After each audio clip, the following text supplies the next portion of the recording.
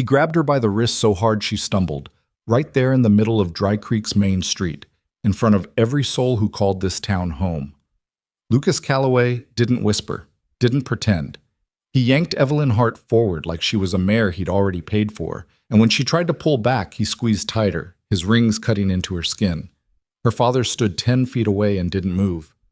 The sheriff stood on the porch and studied his boots. Nobody breathed. If that had been your daughter, your sister, your neighbor, what would you have done? Would you have moved? Or would you have stood there just like the rest of them, telling yourself someone else would stop it? That was the moment everything changed in Dry Creek. Not because the town finally found its spine, because a stranger on a roan mare rode out of the mountain dust, and she wasn't leaving until it was finished. Before you ride any further into this story, if you've never been to this channel before, welcome. Hit that subscribe button and tap the bell so you don't miss what's coming next. Stories like this one don't get quieter as they go. They get louder. Drop a comment below and tell me what city or country you're watching from. I want to see exactly how far this story travels.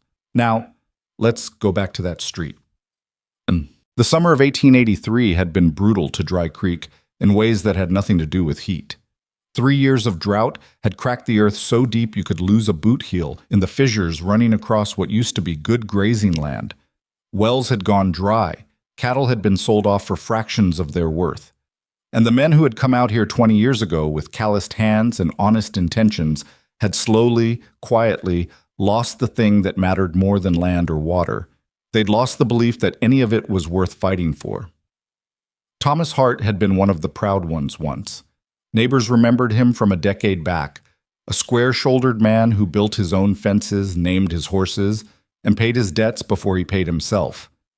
But drought doesn't care about a man's character. It just keeps not raining. And when the rain stopped coming and the grass stopped growing and the banks started calling in notes with interest rates that seemed to multiply overnight, Thomas Hart did what a lot of men did.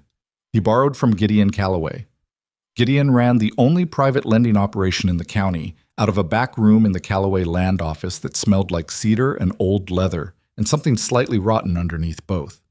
He had the kind of face that stayed pleasant no matter what he was saying, which made him more unsettling than a man who simply looked mean. Gideon smiled when he quoted interest. He smiled when he extended terms. He smiled when Thomas Hart signed his name at the bottom of a document Thomas could barely read in the dim lamplight of that back office. "Don't you worry about the numbers," Gideon had said, already folding the paper. "We're neighbors. Neighbors take care of each other." That had been 4 years ago. The original debt was $400. By the spring of 1883, the number Thomas Hart had been told he owed was $1,100. He didn't understand how. He'd made payments, he'd sold off breeding stock he'd never planned to part with. He'd skipped meals that his daughter Evelyn didn't know he was skipping. And still the number kept rising, like the debt itself was alive, feeding on his exhaustion and his shame. The shame was the worst part. It was what had turned Thomas Hart from a square-shouldered man into someone who could stand on a public street and watch his daughter's wrist get grabbed and not take a single step. Evelyn was 23 and had her mother's stubbornness, which her mother had always called a flaw, and which Evelyn had come to think of as the only inheritance worth keeping. She'd been managing the ranch's books since she was 16, which was partly why the debt troubled her in ways she couldn't fully articulate. She understood numbers. She understood ledgers. And the numbers she'd been shown didn't add up in ways she couldn't quite put her finger on yet. But the feeling sat in her chest like a stone she couldn't cough up. Lucas Calloway had been circling her for 2 years. Not in the way a man circles a woman he admires, in the way a man circles something he's decided he's entitled to. He was 27, good-looking in a pampered way that would soften to fat by 35, and he had never once in his life been told no by anyone who couldn't afford the consequences of saying it. The arrangement his father had proposed to Thomas Hart was presented as mercy. "Lucas is willing to take Evelyn as his wife," Gideon had said, still smiling. "That wipes the debt clean. Every dollar. You keep the land, your daughter gets provided for, everybody walks away better than they came in." Thomas had stared at the table for a long time. He'd said yes. He told himself it was practical. He told himself Evelyn would understand once she got used to it. He told himself a lot of things in the dark hours before dawn, when the guilt came creeping through the walls of his bedroom like cold air through a bad seal. Evelyn found out the way she found out most things her father tried to hide from her, by accident, by being in the wrong room at the right time, by overhearing a conversation that stopped the moment she pushed open the door. She'd stood in the doorway looking at her father and at the half-finished letter on the table addressed to the county preacher, requesting a ceremony date, and she had felt something in her chest go very, very quiet. Not the silence of acceptance, the silence before a person decides what they're going to do.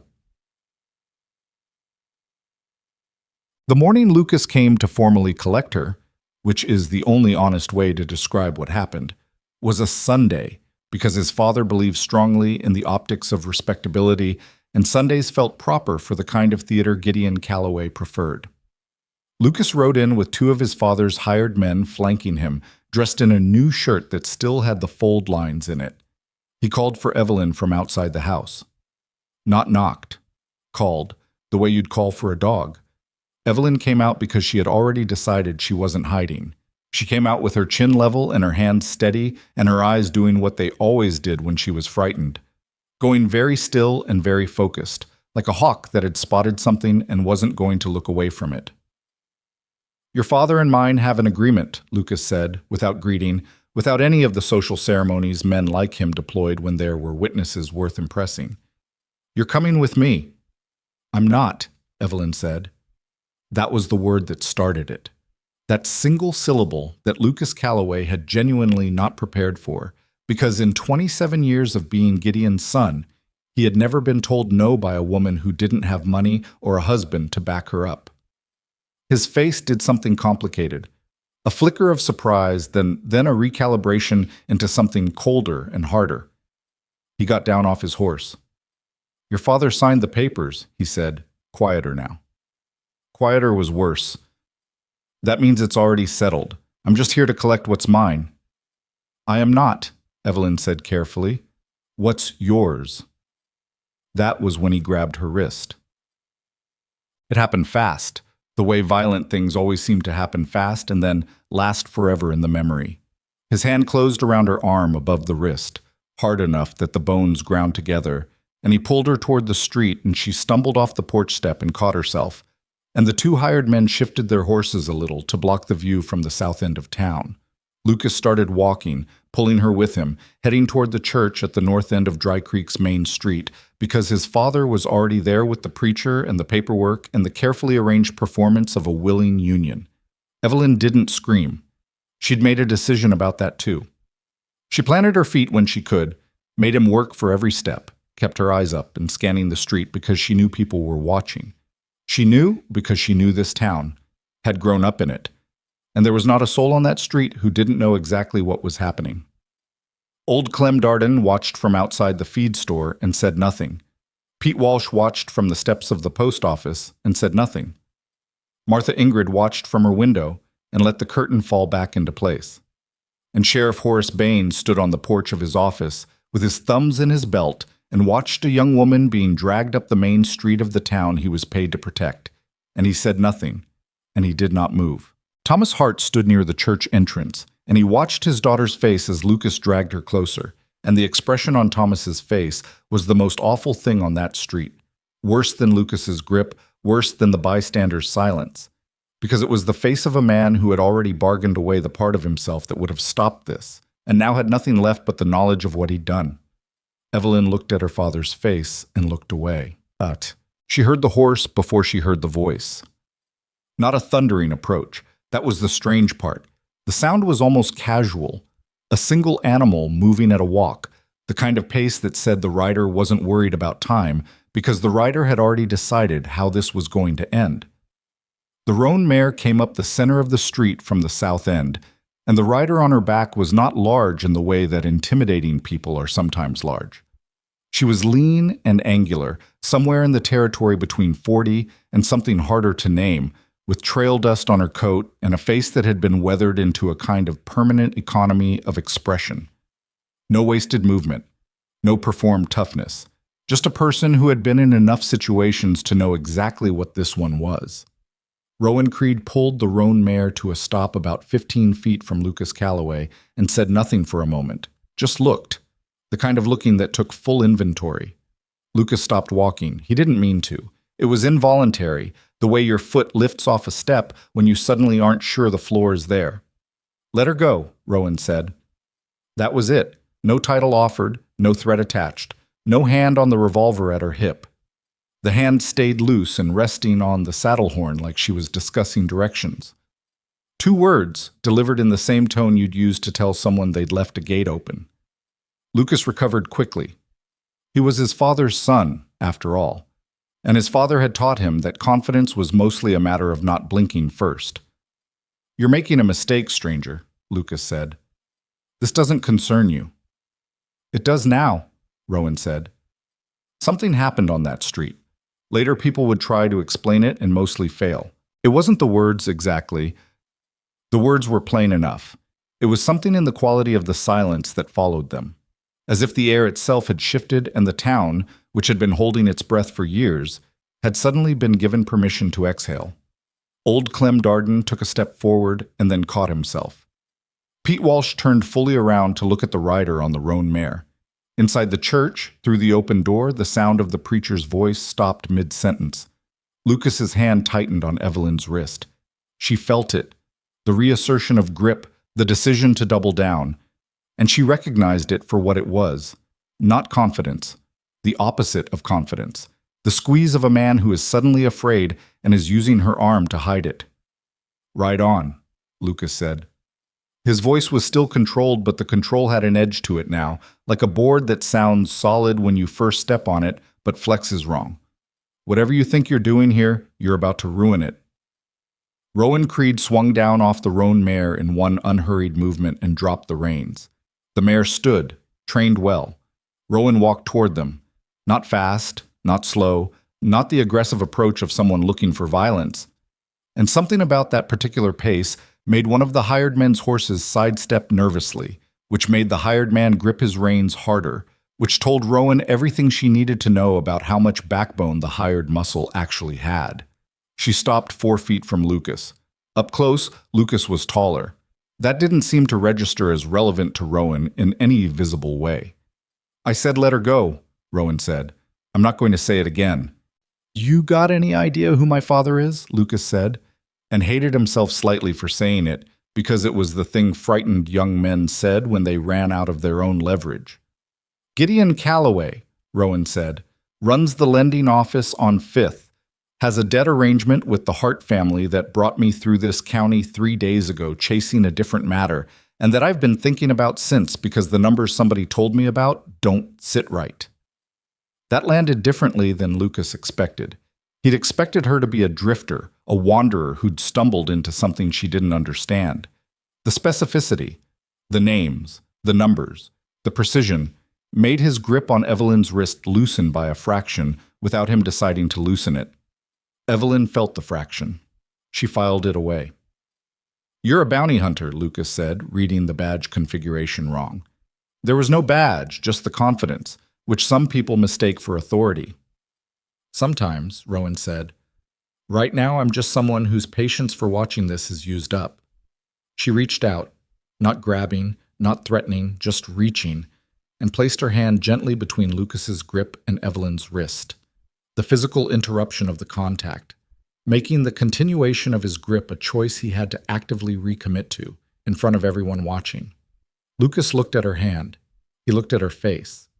He looked at the hired men, who were looking at everything except him, which told him the thing he needed to know about whether they were going to step in. He let go. He told himself it was strategic, that he was choosing to wait for a better moment, that this wasn't over. Evelyn pulled her arm back slowly and held it against her chest, and she looked at Rowan Creed's face for the first time from close range, and what she saw there was not triumph or satisfaction or performance. Just a person who had done what needed doing and was already calculating what came next. "You got a place to go?" Rowan asked her, quietly. "Not for the street. For her." "My father's ranch," Evelyn said. "Then walk there," Rowan said. "I'll be behind you." It was such a plain thing to say, Such a simple, ordinary thing. And yet Evelyn Hart, who had not cried once from the moment Lucas grabbed her, felt her vision go briefly wet as she turned and walked back down the street, because it was the first time in as long as she could remember that someone had stood behind her instead of in front of her, blocking the view. She walked. Roan walked. The Roan Mare followed without being led. Lucas Calloway stood in the middle of Dry Creek's main street with dust settling around his boots, and the knowledge, arriving slowly and with considerable unpleasantness, that something had just changed in this town. He didn't know yet how much. He didn't know that the woman on the Roan Mare had ridden through 12 counties and seen what happens when men like his father are never interrupted. He didn't know that she had a sister's ghost riding behind her on that mare, a girl she'd arrived too late to help, a failure that had turned into the particular kind of resolve that doesn't soften with time. It calcifies. He didn't know that 3 days later, Evelyn Hart would find something inside a stack of her family's old financial records that would change everything, something that made the $1,100 debt not just a tragedy, but a crime. He didn't know any of that yet. But the way Rowan Creed had looked at him before she turned to follow Evelyn down that street, the way her eyes had stayed on him just a beat too long, taking one last measurement, something in Lucas Calloway's gut knew that the woman on the Roan Mare wasn't going to ride on. She was going to stay. And staying meant that the thing his father had spent years carefully building, the silence, the compliance, the slow grinding pressure that had turned Thomas Hart from a proud man into a ghost of himself, was going to be tested in a way it had never been tested before. The sheriff watched them go and said nothing. The street slowly returned to its ordinary sounds, but something had cracked, something invisible and load-bearing, and the people of Dry Creek who'd witnessed it could feel the shift in the air, the way you can feel a change in weather before the clouds arrive. Nobody said anything, but nobody went back inside right away either. They stood there in the summer dust, watching the end of the street where two women had walked out of something that should have been inevitable, and trying to figure out what exactly had just happened, and what it meant, and whether any of them were brave enough to find out. The Roan Mare was tied to the Hart fence post before the sun had moved a full hand's width across the sky, and Rowan Creed was already sitting on the porch steps with her boots off, not out of comfort, but because one of them had a nail working loose through the inner sole, and she'd been ignoring it for 2 days, and the skin under her left arch was starting to pay the price for that particular stubbornness. Evelyn brought water without being asked. Not the good tin cup, that one had a crack in it, just a plain clay mug that had belonged to her mother and that Evelyn used every day without thinking about it the way you stop thinking about things that have always been there. Rowan took it and drank half of it before she said anything. "Your wrist," she said, nodding at Evelyn's left arm. Evelyn looked down at it like she'd forgotten it was attached to her. The bruising had come up fast the way it does on fair skin, a deep reddish purple already darkening at the edges, the clear impression of fingers in the flesh above the wrist bone. "It's fine," Evelyn said. "It's not fine," Rowan said, with no particular judgment in the words, just accuracy. "But it'll heal. The other kind doesn't always." Evelyn sat down on the top step, which put her slightly above Rowan, and she looked out at the road without looking at Rowan, because there are some conversations that are easier when you're both looking in the same direction. "You didn't have to do that," Evelyn said. "I know. He's going to make it worse now. You understand that?" "Yes, Sebas," Rowan said. "They always do." There was something in the way she said it, not resignation, not bravado, more like a person stating a weather pattern they'd observed so many times it no longer surprised them. Evelyn glanced at her sideways, trying to read the face, and found it difficult in the way that certain faces are difficult. Not blank, but organized differently than most, like the expressions lived deeper in and took more time to surface. "Who are you?" Evelyn asked. "Rowan Creed. I told you." "That's a name. I asked who you are." Rowan worked the loose nail in her boot sole with her thumb, pushing at it from the outside. "Bounty hunter mostly. Sometimes hired security when the work is there. Pass through this county every few years chasing one thing or another." She paused. 3 days ago, I heard somebody in a saloon in Meade County talking about the Hart debt. The numbers they quoted didn't match what a $400 original loan should look like after 4 years of payments, so I rode slower than I needed to. Evelyn was quiet for a moment. You heard strangers talking about my family's debt in a saloon. Men talk when they drink. Gideon Calloway's arrangements come up more than you'd think. And that's why you stopped. A rumor in a saloon. Rowan finally looked up at her. That, and I watched what happened on that street for about 40 seconds before I got off my horse. And in those 40 seconds, I counted 6 men who should have done something and didn't. She went back to examining her boot. I have a low tolerance for that particular count. Evelyn didn't say anything for a long time. A horse, one of the Hart Ranch's remaining 2, moved restlessly in the small pen to the east, and the sound of it, the familiar rhythm of hooves on packed dirt, settled something slightly in Evelyn's chest. "My father's inside," she said finally. "He signed the papers, you know that." "I know. He's not a bad man." "Didn't say he was. He's just—" She stopped, started again.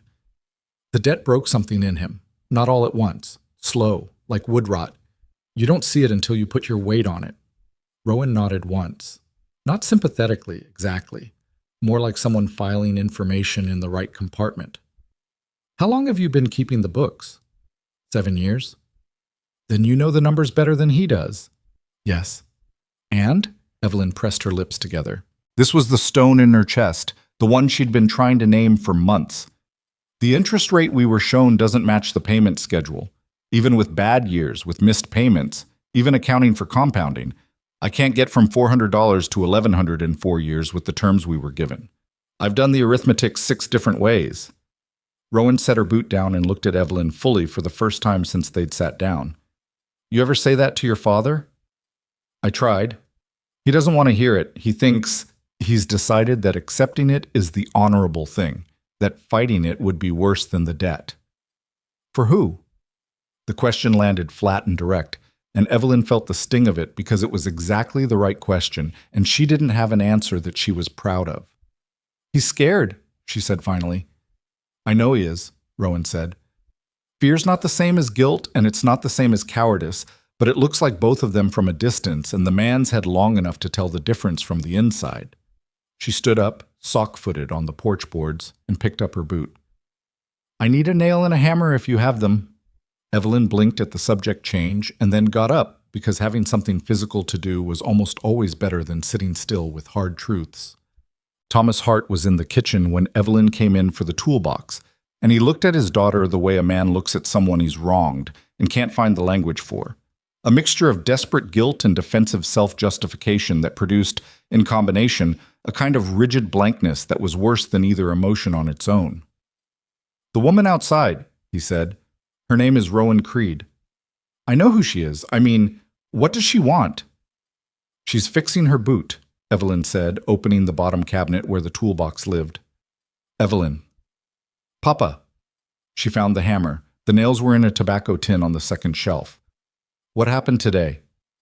"You watched it happen," she said, and she kept her voice level because losing control of her voice right now would not serve anything. And she knew it, and she hated that she knew it. "You watched him grab me and walk me up the street, and you stood next to the church, and you didn't move." The silence that followed was the worst kind, the kind that doesn't argue, because it can't. "The debt," Thomas started. "I know about the debt," Evelyn said. "I've always known about the debt. What I want to know is whether you've looked at the original loan document since you signed it, because I have. And Papa, the numbers—" "Don't," he said, and his voice cracked on the single syllable. "Don't tell me there's something wrong with the numbers. If there's something wrong with the numbers, then I—" He stopped. His hands, which had been flat on the table, curled slightly. "Then everything I've put you through was for nothing, and I can't—" "Everything you've put me through was for nothing either way," Evelyn said, and she didn't say it cruelly. She said it the way you have to say true things sometimes without softening them into lies. "The question is what we do about it." She took the hammer and the tin of nails and went back outside. Rowan accepted them without comment, drove the nail back through the boot sole with 4 efficient strikes, and put her boot back on. She stood up, tested her weight on it, nodded. "I need to see the original loan document," she said, "and anything else you have in the way of financial records going back to when the debt started." "Why?" "Because you just told me the math doesn't work, and I've seen Gideon Calloway's name on paper before in a different county. And if the pattern holds... She stopped. Let the sentence sit unfinished for a deliberate moment. Let me see the records first. Evelyn looked at her for a long moment. Outside the fence, the road to town was empty, but the emptiness had a different quality than it had had this morning. The kind of empty that feels temporary, like a held breath. "They're in the house," she said, "in a trunk under my father's bed. He doesn't know I know they're there." "How long have you known?" "Since I was 19, Evelyn said. "Some things you find on accident and then spend years deciding what to do with." They spent the rest of the afternoon going through the trunk. Thomas eventually came out of the kitchen and sat in the corner of the bedroom without speaking, watching Rowan go through papers with the careful, systematic attention of someone who had done this kind of work before. She didn't rush. She didn't react visibly to anything she read, which Evelyn found both reassuring and slightly unnerving. The original loan document was at the bottom of the trunk, under 4 years of correspondence and receipts, and the kind of accumulated paper that collects around a man's financial life the way sediment collects at the bottom of a river. Rowan held it next to the lamp and read it twice. Then she put it flat on the floor and put the most recent Calloway statement next to it and looked at both of them for a long time without speaking.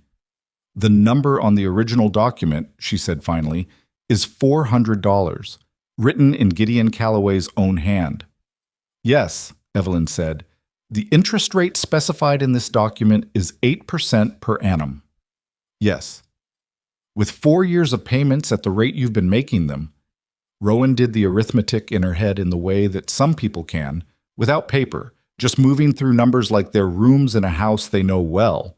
The outstanding balance should be somewhere between $440 and $480, depending on timing of payments. Thomas Hart made a sound from the corner. Not a word, just a sound that came from somewhere below language.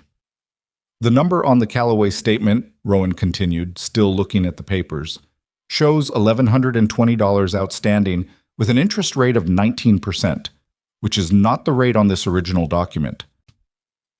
She picked up the original loan paper and held it toward the lamp and tilted it slightly. "And this has been altered. The 8 has been changed to a 19. You can see it if you know what to look for. The ink is slightly different where the stroke was added, and the pressure of the pen changed." The room was very quiet. "He changed it," Thomas said. It wasn't a question.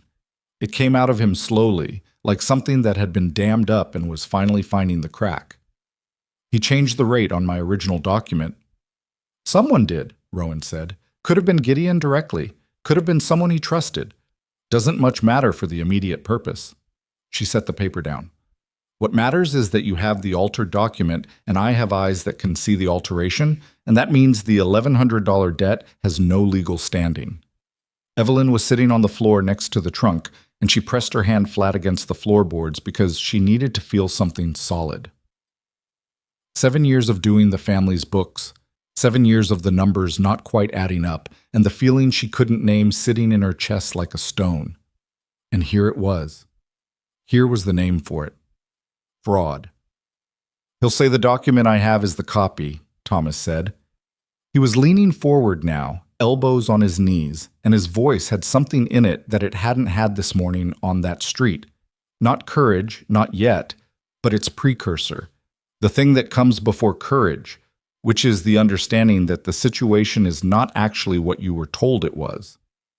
"He'll say his office holds the original." "Then we find out if his office copy matches his or yours," Rowan said. "Which we do by getting someone with authority to look at both." She paused. "You have a county recorder?" "In Mill Haven, 40 miles east." "Circuit judge?" "Comes through twice a year. Last visit was in April." "When's the next?" Thomas and Evelyn looked at each other. "September," Evelyn said. "Second week." "That's 7 weeks," Rowan said. "The wedding is set for next Sunday," Evelyn said. The words landed like a stone dropped into still water, and the rings from them spread out in the silence of the bedroom and touched every wall. "Right," Rowan said. She sat back and looked at the ceiling for a moment, the way people look at the ceiling when they're restructuring a problem. "Then we have 8 days." The night came on fast, the way it does in high summer when the clouds move in from the west, and with it came the sound that Rowan had been halfway expecting since she'd tied the Roan Mare to the Hart fence that morning. Horses. More than two. Moving without lights, which was the detail that confirmed the intent. She was on the porch when she heard them, sitting with her back against the wall and her revolver loose in her lap, not because she'd been certain this would happen tonight, but because she'd learned a long time ago that certainty was a luxury and preparation was a habit. She heard them before she saw them, the particular rhythm of horses trying to move quietly, which is a contradiction in terms because horses are not quiet animals, and the attempt to make them so only changes the sound, doesn't eliminate it. 4 riders. Coming from the north, which meant they'd swung wide around town to approach from the range side, which meant someone had planned this rather than improvised it, which meant Gideon rather than Lucas. Lucas was impulsive. This was patient. Rowan didn't call out. She stood up from the wall, moved to the corner of the porch, and waited. They came into the yard at a pace that was meant to be threatening. Not a charge, but a deliberate walk that communicated occupation, ownership, the right to be in a space. They stopped about 20 feet from the porch. The one in front, heavy-set man, canvas coat, hat pulled low, called out to the house. "Hart, you got till morning to send the woman inside packing and agree to the terms.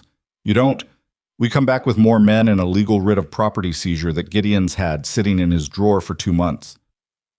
Silence from the house. Then from the porch corner, Rowan said, "The woman inside isn't going anywhere." The heavy-set man turned his horse toward the voice. He squinted. "Who in the hell are you?" "Ask Gideon. He'll know the type, if not the name." She stepped slightly out from the corner, enough to be visible without being fully exposed. The legal writ he has in his drawer is built on an altered loan document, which means it's not a legal writ, it's evidence. You ride back and tell him that. There was a conference among the 4 riders, quick, low-voiced, the kind that happens when men are given information they weren't prepared for and need to decide on the spot whether the person delivering it is bluffing. "You got a lot of mouth for a woman alone on a porch," one of the other riders said from the back. "I'm not alone," Rowan said. Which was true. Evelyn was behind the door with the shotgun she knew how to use, and Thomas had found something in the last hour that resembled his spine. But even if that hadn't been true, the statement would have landed the same way, because what men like these are actually measuring is not the count of bodies, but the quality of the stillness. And Rowan Creed's stillness had a quality to it that most people in most places correctly identified as someone who had already worked out what they were willing to do and were simply waiting for the other party to catch up. The heavy-set man looked at the porch for a long moment. "This ain't over," he said. "I know," Rowan said. "Come back when Gideon decides to come himself. These conversations work better when the actual interested party is in the room." They left. Not fast. That would have been retreat, and men like these needed to leave slowly to preserve something for themselves. But they left, and the sound of their horses faded north, and Evelyn let out a breath behind the door that she'd been holding so long it came out shaky at the edges. The door opened. She stood in the frame with the shotgun and looked at Rowan on the porch, and her hands were trembling slightly, and she was looking at them like the trembling surprised her. "It's normal," Rowan said. "Adrenaline. It's got to go somewhere." "Did you know they were coming?" "I thought they might." Evelyn looked at her. "Were you scared?" Rowan considered the question with more seriousness than most people would have. "Something like it," she said finally. "I stopped calling it scared a long time ago. Doesn't change what it is." She sat back down on the porch, revolver still in her hand, not putting it away because the night wasn't over, and the riders had come from the north, and north was a direction with a lot of dark in it. Evelyn sat down next to her. Not inside. Out here, on the porch, in the dark. Which told Rowan something about the woman that the morning had only suggested. They sat without talking for a while. The sound of cicadas filled the space between them, which was the right sound for the space, neither too loud nor too thin. "You said you'd arrived too late once," Evelyn said eventually. "On the street. You said history wouldn't repeat itself." Rowan didn't answer immediately. This was the kind of question that deserved the real answer or silence, and silence felt wrong on a porch at night with a woman who'd just stood behind a door with a shotgun. My sister, Rowan said. Younger than me. Our father had a debt with a man not entirely unlike Gideon Calloway, in a county I won't name. She was 18. I was already gone by then, working, sending money when I could, and by the time I heard what was happening and rode back to try to stop it, the arrangement had already been finalized. She paused. She spent 4 years in a household that made her miserable before her health broke, and she died of something that should have been treatable if she'd had access to a doctor who wasn't chosen by a husband who preferred her weak. The cicadas continued their steady sound. I'm sorry, Evelyn said quietly. I know you are, Rowan said. Doesn't change the math. She turned and looked at Evelyn directly. But it's why I rode slow through this county, and why I got off the horse when I did. Evelyn looked back at her, and in the dark she couldn't fully read the expression on Rowan's face, but she could feel the weight behind it. The kind of weight that comes from carrying something for a long time. Something you've decided to carry, not because it makes you righteous, but because setting it down felt worse. 8 days, Evelyn said. 8 days, Rowan confirmed. What do we do with them? Rowan looked back out at the dark north of the fence line. First, we make copies of that original document. Exact copies, on paper that matches the age as close as we can manage. We keep the original somewhere Gideon's men can't reach it, even if they come back with more than 4 riders. She paused. Second, I want you to go back through every ledger and receipt you have and write down the payment history with dates, clean, clear, in your own handwriting, not for Gideon, for whoever ends up looking at this officially. And third, Rowan was quiet for a moment. Third, we figure out if there are other families in this county with arrangements like yours, because men like Gideon don't run this scheme on one family. It's not efficient enough. Something shifted in Evelyn's expression. Not surprise, exactly. More like a thing she'd suspected for a long time being confirmed from the outside. The Millard family, she said. North of us. And I think the Pryor brothers. I've heard things, nothing solid, but the same feeling. The same kind of debt that seems to grow. We'll need to talk to them. They won't want to talk, Evelyn said. The shame of it, I know the shame of it, Rowan said flatly. Shame is Gideon's real collateral. Not the land, not the debt. The shame. As long as men believe they were stupid enough to get into this situation, they'll never look closely enough to see that the situation was designed. She turned back to the north. Someone has to look closely. Evelyn pulled her knees up and wrapped her arms around them, a posture she'd had since childhood, when she was thinking hard about something. She was aware of it in herself and didn't fight it. What happens if it doesn't work? She said. What happens if we do all of this and the circuit judge is 6 weeks too late and the wedding happens anyway? Rowan was quiet for long enough that the question settled fully into the air between them. Then it still happened, she said. You still found the fraud. You still have the document. You still know the truth, and knowing it is different from not knowing it, even when the outcome is the same in the short run. Her voice didn't soften, but it did shift slightly. Not toward comfort, but toward something equally useful, which was honesty without cruelty. But I don't plan for it to come to that. You don't plan for it, Evelyn repeated. That's not the same as knowing it won't. No, Rowan said. It's not. It was, Evelyn thought, the most honest answer she'd been given about her own situation by anyone in 4 years. Not reassurance, not a guarantee, just a person who was going to try, saying so plainly, without dressing it up in anything, it wasn't. She found unexpectedly that it was enough. The night continued around them. Somewhere out in the dark, a coyote called once and wasn't answered. The Roan Mare shifted her weight against the fence post and then went still again. And inside the house, Thomas Hart sat at the kitchen table in the lamplight with the original loan document in front of him, the one with the altered number, the changed ink, the proof of what had been done to his family and to him.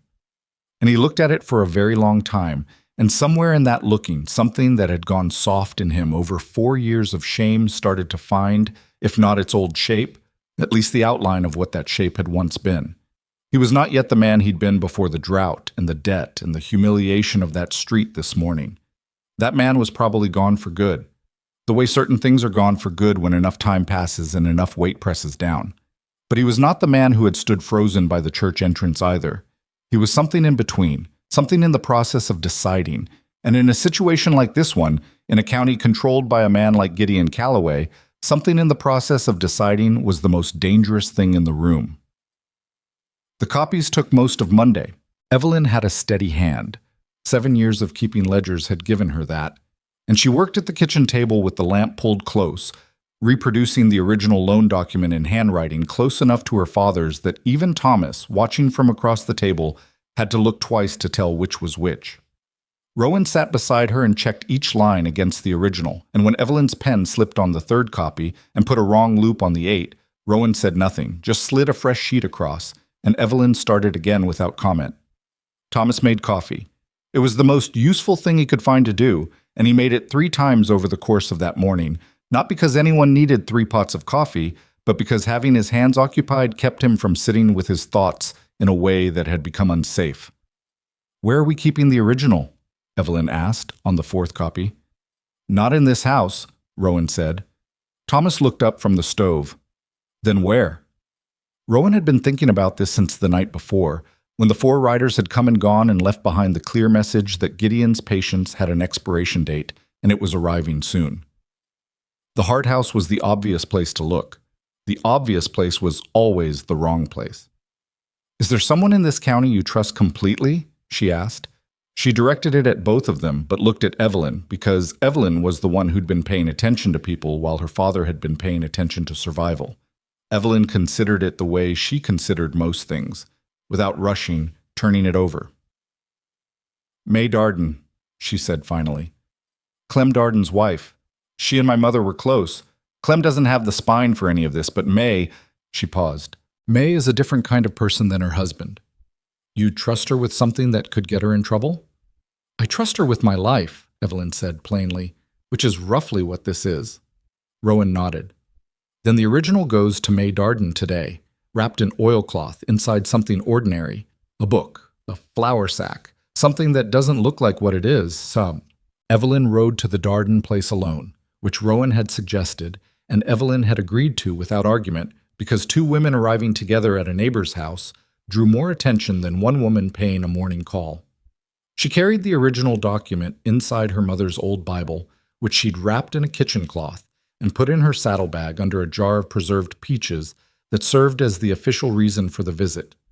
May Darden was in her kitchen garden when Evelyn rode up, wearing a canvas apron and carrying a hoe, and she looked at Evelyn's face and her wrist, and then at the saddlebag, with the particular reading ability that women who have been paying close attention to the world for 50 years develop without being taught it.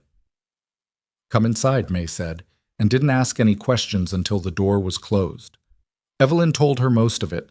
Not all, so she didn't want to put more weight on May than was necessary, but enough. The altered document, the real number, Rowan Creed and what she'd found, the riders in the night. May listened without interrupting, which was one of the rarer human skills, and when Evelyn was done, she held the Bible in her lap and looked at it the way you look at something you understand the weight of. "Gideon did the same to the Millards," May said. "I've known it for 2 years. Claire Millard told me crying, at my own kitchen table, that the number kept changing, and her husband kept believing there was something wrong with his arithmetic instead of something wrong with Gideon's ledger." She pressed her lips together. "I told Clem. Clem said it wasn't our business." Yet Evelyn felt the confirmation of it settle through her like cold water. Not surprising, not after what Rowan had said the night before about efficiency and patterns, but still, knowing something and having it confirmed are different weights. "Will you keep it?" Evelyn asked. "The Bible, the document inside it." May set her hand flat on the cover. "It'll be under my flour barrel by the time you're back on the road," she said. "And if anyone comes asking, I'll tell them what every woman in this county has been telling powerful men for 30 years. She looked at Evelyn with something that was not quite a smile, but was related to one. "That I don't know anything about anything," Barr said. When Evelyn got back to the ranch, Rowan was talking to a man Evelyn didn't recognize, or almost didn't recognize, because it took her a moment to place the face under the trail dust and the expression of someone who'd ridden fast and wasn't sure of his welcome. Lucas Calloway's face, but arranged differently, less pampered, less certain. The eyes doing something his brothers, his father's sons, never did, which was looking at the ground and then at a person and carrying equal discomfort in both directions. Not Lucas. The resemblance was there, but this man was older, leaner, and the set of his jaw had none of Lucas's carefully maintained entitlement. "My name is Cade Calloway," he said when he saw Evelyn ride in. "Gideon's oldest. I left this county 8 years ago, and I'm not here to cause trouble. I want that said first and clearly." Evelyn dismounted and looked at Rowan. Rowan's expression said she wasn't sure yet, which meant she was still listening, which meant Cade hadn't said anything disqualifying, but hadn't earned trust either. "Why are you here?" Evelyn asked. "Because my brother wrote to me," Cade said. "Lucas. He wrote me last week, before Sunday, before all of this. He wrote me because—" He stopped, and something moved across his face that was genuinely uncomfortable, the kind of discomfort that doesn't perform well, that is just the actual feeling sitting plainly in a person's expression. "He wrote me because he doesn't want the marriage either, not the way it's been set up. He's been told it was a willing arrangement. He didn't know about the grab until it happened, and he—" Another stop. "Lucas is not a good man. I want to be honest with you about my brother. He's selfish, and he's been allowed to be selfish his entire life, and those are not small things. But he's not his father. There's a difference in there somewhere, even if it's not much of one." Evelyn studied him. "You left 8 years ago," she said. "Why?" "Because I found out what my father was doing with the lending office," Cade said. "Because I told him I'd go to the county recorder, and he told me that no one in this county would take the word of his own son over his. And he was right, and I was 22, and I left instead of fighting." He said this flatly, without self-exoneration. "I have spent 8 years knowing I should have done something and not doing it. That's on me. I'm not asking you to forgive it." The yard was quiet except for the Roan Mare moving at the fence. "What are you asking?" Rowan said. "I have a copy of my father's own ledger," Cade said, "from 8 years ago. I took it when I left because I thought I'd need it eventually, and then I buried it in the back of a chest and tried to forget it existed." He looked at Evelyn. "It shows the original Hart loan at $400 and 8%, in my father's handwriting, before he altered anything." The quality of the silence changed. Evelyn felt it, the shift, the weight of it, the way the pieces of something that had been scattered across a floor suddenly arranged themselves into a shape with corners and edges and a recognizable form. "Where is it?" Rowan said. "In my saddlebag," Cade said. "I rode 2 days to bring it here." They spread the documents on the kitchen table that afternoon. The copy of the Hart loan document, Cade's ledger page, and the fraudulent Calloway statement. And the three of them stood around the table and looked at what the evidence actually was when it was assembled in one place. It was enough. Not enough for the circuit judge in September. That would have been comfortable, conclusive, easy, but enough for something else. Enough for the county at large if the county could be made to look. "The wedding," Rowan said. Both Evelyn and Cade looked at her. "Sunday. Every rancher in the county will be there because Gideon has made it clear that attendance is expected, and people in this county have been doing what's expected of them for long enough that it's become a habit." She looked at the documents. "Every rancher in this county is a potential victim of the same arrangement. Every one of them has sat with numbers that didn't add up and blamed his own arithmetic." "You want to present this at the wedding," Evelyn said. "I want you to present it," Rowan said. "Not me. You. This is your family's document, your family's debt, your name on the marriage contract. I'll be in the room and I'll stay in the room, but this has to come from you." Evelyn looked at the papers. The altered ink on the loan document. The difference so small you'd miss it if you weren't looking for it, and so glaring once you'd seen it that you couldn't unsee it. 7 years of numbers that hadn't added up. Her father frozen on a street. Her wrist, which still ached in the deep muscle under the bruising. "At the wedding," she said. "Before the vows," Rowan said. "Once the vows are said, the legal situation changes and it gets harder to unwind. Before the vows, it's still just a contract, and a contract built on fraud is not a contract." "My father will be there," Evelyn said, "in front of every neighbor he has." "Yes." "That's going to be hard," Rowan said. "Yes." Evelyn pressed both palms flat on the table, on either side of the documents, and looked at the papers for a long moment. Then she looked up at Cade. "Why are you doing this?" He'd been expecting the question. She could tell by the way he didn't flinch from it. "Because I left when I should have stayed," he said. "And because Lucas wrote me a letter that said he didn't want to spend his life being our father, and if there's any chance he means that, if there's any chance my brother is still retrievable, then someone has to create the conditions where that's possible." He paused. "And because 8 years of carrying this ledger page and doing nothing with it is long enough." Tuesday and Wednesday belonged to the Millards. Rowan and Evelyn rode north together, arriving at the Millard Ranch in the late afternoon with the sun behind them. Daniel Millard was a wide-shouldered man in his mid-50s who had the look of someone who had once been physically powerful and was now carrying the same body with significantly less conviction. He stood on his porch and watched them ride in with the wariness of a man who had been disappointed enough times to extend wariness as a default to everything. His wife Clara came out beside him and recognized Evelyn, and her expression shifted immediately, opening in a way her husband's didn't. "We're not here to bring trouble," Evelyn said before Daniel could speak. "We're here because we found something in our own books, and May Darden told me about a conversation she had with Clara 2 years ago, and I think you need to see what we found." Daniel said nothing. Clara said, "Come in," and the way she said it, the quiet authority of a woman who had been waiting 2 years for someone to arrive with this exact offer, settled the matter before Daniel could object. The interior of the Millard house was clean and careful, in the way houses are clean when the people inside them are poor, but refuse to let poverty be the whole story. Clara put coffee on without asking if they wanted it, because she was the kind of host who understood that coffee was not about the drink. Evelyn laid out the documents. She explained what she'd found. She explained what Rowan had seen in the ink. She explained Cade Calloway and the ledger page from 8 years ago. Daniel Millard sat across the table and looked at the papers with his jaw working slightly, the way a man's jaw works when he is processing something that is restructuring a significant portion of what he believed to be true about his own life. "My number went from $300 to $900, he said, finally. His voice was thick with something that wasn't quite anger yet. Anger's quieter forerunner. "In 3 years. I thought I'd been stupid. I thought I'd missed something when I signed." "You missed the fact that the document was going to be altered after you signed it," Rowan said, "which is not the same thing as being stupid. You can't catch fraud you don't know to look for."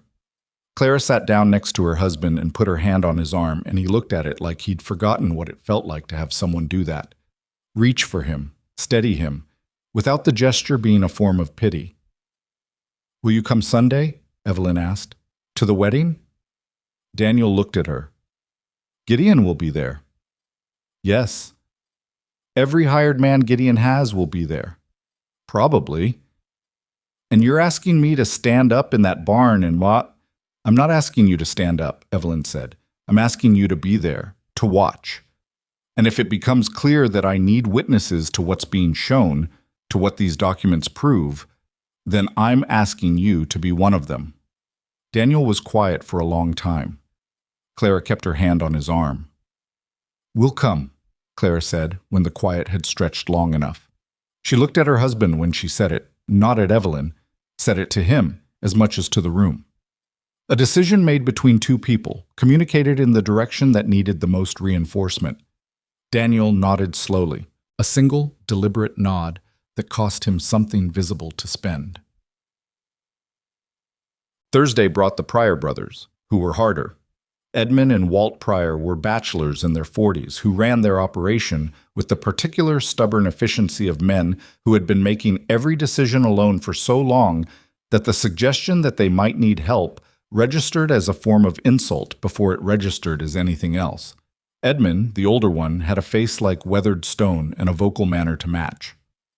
"We know about the debt," Edmund said from his porch, with the door closed behind him and no invitation to enter. "We've known for 2 years. We've been handling it." "How?" Rowan asked. A pause. "Carefully." "Your number," Evelyn said. "What is it now?" Edmund's eyes went to her wrist, to the fading bruise, and something moved in them that he shut down fast. $800, started at $250. "The original rate on our loan was 8%, Evelyn said. The document Gideon has now says 19. We have proof the number was changed after signing. The silence from Edmund had a different texture than Daniel Millard's silence. Daniel's silence had been a man absorbing new information. Edmund's silence was a man deciding how much he'd already known and was about to admit to. The Callaway Land Office had a fire, Edmund said, 6 years back. Small one. Only the back room. Only the section with the oldest loan documents. Rowan looked at him steadily. Convenient. That's what Walt and I thought, Edmund said. We thought it at the time, and we thought it every year since when the number kept going up. He folded his arms across his chest, the gesture of a man who was not going to let you see the deciding that was happening behind his eyes. What's the ask? Sunday, Evelyn said. Be at the wedding. Edmund looked at his brother, who had been standing just inside the doorframe and hadn't said anything. Walt Pryor was the quieter of the two in the way that some people are quiet because they are processing everything at a depth that takes more time to get back to the surface. We'll be there, Walt said, and Edmund turned to look at him and didn't argue, which was its own kind of answer. Friday was the day Lucas came alone. No hired men, no planned performance. He arrived at the Hart Ranch mid-morning on a gray horse that looked tired, which meant he'd been riding before the sun was up, which meant he hadn't slept, which meant something had shifted in him overnight in a way that had required action before he talked himself out of it. Rowan was in the yard working on the Roan Mare's left front shoe when Lucas rode in, and she watched him come through the gate with the particular attention of someone deciding in real time whether the change in situation was a threat or something else. He stopped 20 feet away and looked at her and didn't reach for anything. I need to talk to Evelyn, he said. She's in the house, Rowan said. Whether she talks to you is her decision. Lucas nodded. Just nodded, not the entitled acceptance of a man who expects his request to be fulfilled, but the actual acknowledgement of a person who understood that the terms had changed and was operating under them. Evelyn came out because she'd heard the horse and had positioned herself near the window. She stood on the porch and looked at him. The bruise on her wrist was visible from where he sat on the gray horse, and he looked at it, and she watched him look at it, and neither of them said anything about it for a moment. I talked to Cade, Lucas said. I know, Evelyn said. He's been here. Something crossed Lucas's face. Not surprise exactly, more like the confirmation of something he'd suspected but hadn't been certain of. He told you everything. Enough. Lucas got down off the horse in a movement that was less graceful than his usual manner because he was tired, and tired people move honestly. He stood on the ground and kept the horse between himself and the porch by a few feet, which was either habitual distance management or something approaching respectfulness. Evelyn chose to read it as the latter because she was trying to be fair, even though fairness was costing her something right now. I didn't know about the document, Lucas said. The alteration. I want you to know that because it matters to me that you know it, not because I expect it to change anything. He looked at his boots, then back up. I knew the debt felt wrong. I heard my father talking about the Hart account more than made sense for a $400 loan. I told myself there were things about business I didn't understand. He paused. That's not stupidity. That's a choice I made, and I've been making it for a long time. Evelyn studied him. This was the thing about people, the frustrating, complicated thing, that they were rarely entirely one thing. Lucas Callaway had grabbed her wrist on a public street and dragged her toward a marriage she hadn't agreed to. That was also true. Both things occupied the same person, which didn't make either of them smaller. What do you want? She asked. I want to stop it, he said. The wedding, all of it. I want my name off that contract. He said it plainly, without theater, which was the only way she could have heard it without dismissing it. I'm not my father. I've been acting like him and I'm not him, and if there's a way to demonstrate that— Sunday, Evelyn said. Lucas looked at her. Be at the wedding, she said, and when the time comes, when I do what I'm going to do, don't stand with your father. He absorbed this. It was not a small thing she was asking, and they both knew it, and neither of them pretended otherwise. All right, he said. Saturday night, Gideon Callaway sent 5 men. This time they didn't try to be quiet about it. The noise was the point. Hooves on hard ground, lanterns lit. The deliberate sound of a larger force making itself known. They stopped at the fence line, and the heavy-set man from before called out that Rowan Creed was to leave the county by morning, or the morning would go differently than she'd prefer. Rowan stood at the fence line in the dark and looked at 5 men and 5 lanterns and said nothing for a moment. Then she said, "Tell Gideon the Millards will be at the wedding tomorrow. Tell him the Pryor brothers will be at the wedding tomorrow. Tell him I've spoken to 9 families in this county in the past 4 days, and that every one of them is bringing whatever paperwork they have from the Callaway lending office, and that a copy of the original Hart loan document, the real one, is currently in the possession of someone outside this property who will take it to the county recorder in Millhaven if I am harmed, or if Evelyn Hart is harmed, or if Thomas Hart is harmed." She paused. "Now, do you have questions, or is the message clear enough?" The 5 men sat on their horses in the lamplight. The heavy-set man opened his mouth and then closed it. "Morning," Rowan said, and went back inside. She leaned against the closed door in the dark hallway and let her breath out slowly and felt her hands, which she'd kept completely still at the fence, shaking now in the private dark of the hallway where no one could see them. Evelyn was at the end of the hall. She'd seen, or enough of it. "You were scared," Evelyn said softly. "Something like it," Rowan said, the same words as before. "What do you call it, then?" Rowan straightened up from the door and walked toward the kitchen. "Reasonable," she said. "I call it reasonable." She poured water from the pitcher on the counter and drank it standing up, and her hands steadied by the time she set the cup down, and she stood in the kitchen in the dark and thought about a Sunday that was now less than 8 hours away, and about a barn full of people who had been living under fear long enough that they'd stopped recognizing it as fear and started calling it normal.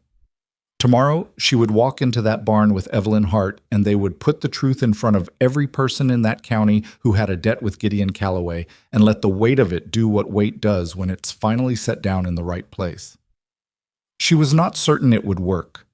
She had never been in the business of certainty, but she had spent enough years arriving too late to know what it felt like to act in time. And this felt like acting in time, and that was the closest thing to certainty she allowed herself. Upstairs, through the ceiling, she could hear Evelyn moving around in her room, the sound of a drawer opening, the soft creak of the floorboards under the specific weight of a person who is not sleeping, who is sitting with the magnitude of a morning that is coming fast and cannot be called back. Rowan stood in the kitchen and listened to those ordinary sounds and let them be enough. Sunday came in gray, not the soft gray of an overcast morning that burns off by midday, but the flat, committed gray of a sky that has made a decision and intends to hold to it. The kind of light that makes everything look slightly more honest than it does in full sun. No shadows to hide in, no brightness to flatter, just the thing itself in its actual colors. Evelyn was dressed before dawn, not in anything new. She'd thought about that, had stood in front of the small wardrobe in her room the night before, and looked at the 2 good dresses hanging there and made a deliberate decision. She wore what she wore when she worked the ranch's books. Dark wool skirt, white shirtwaist, the boots she'd resold herself 2 years ago.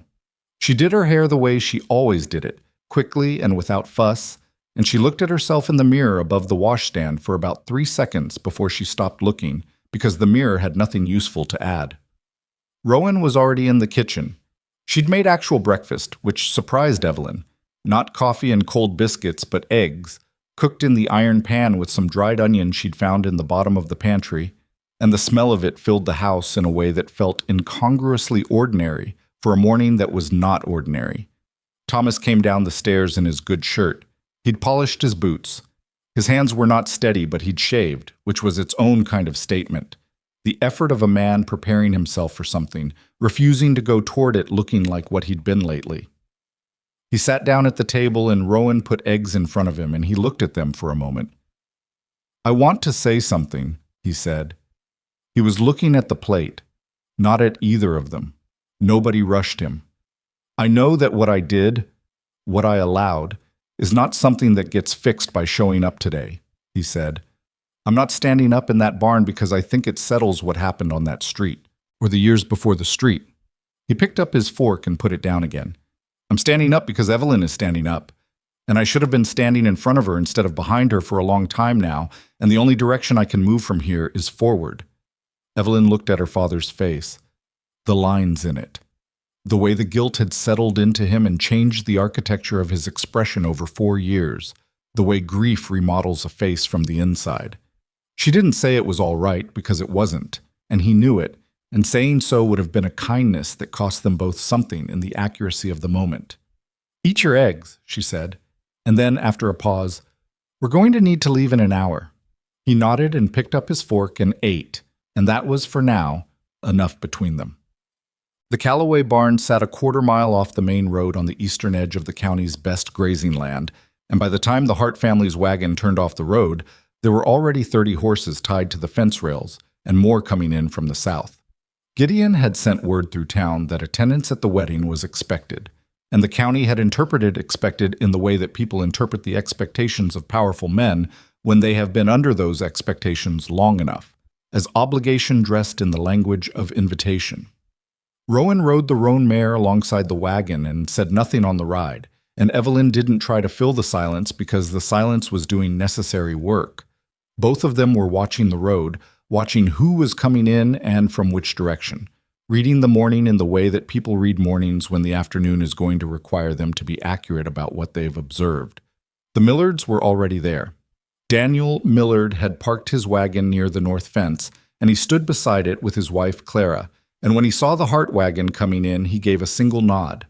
The nod of a man who has made a commitment and is confirming it in real time, checking himself against it to make sure it's still true.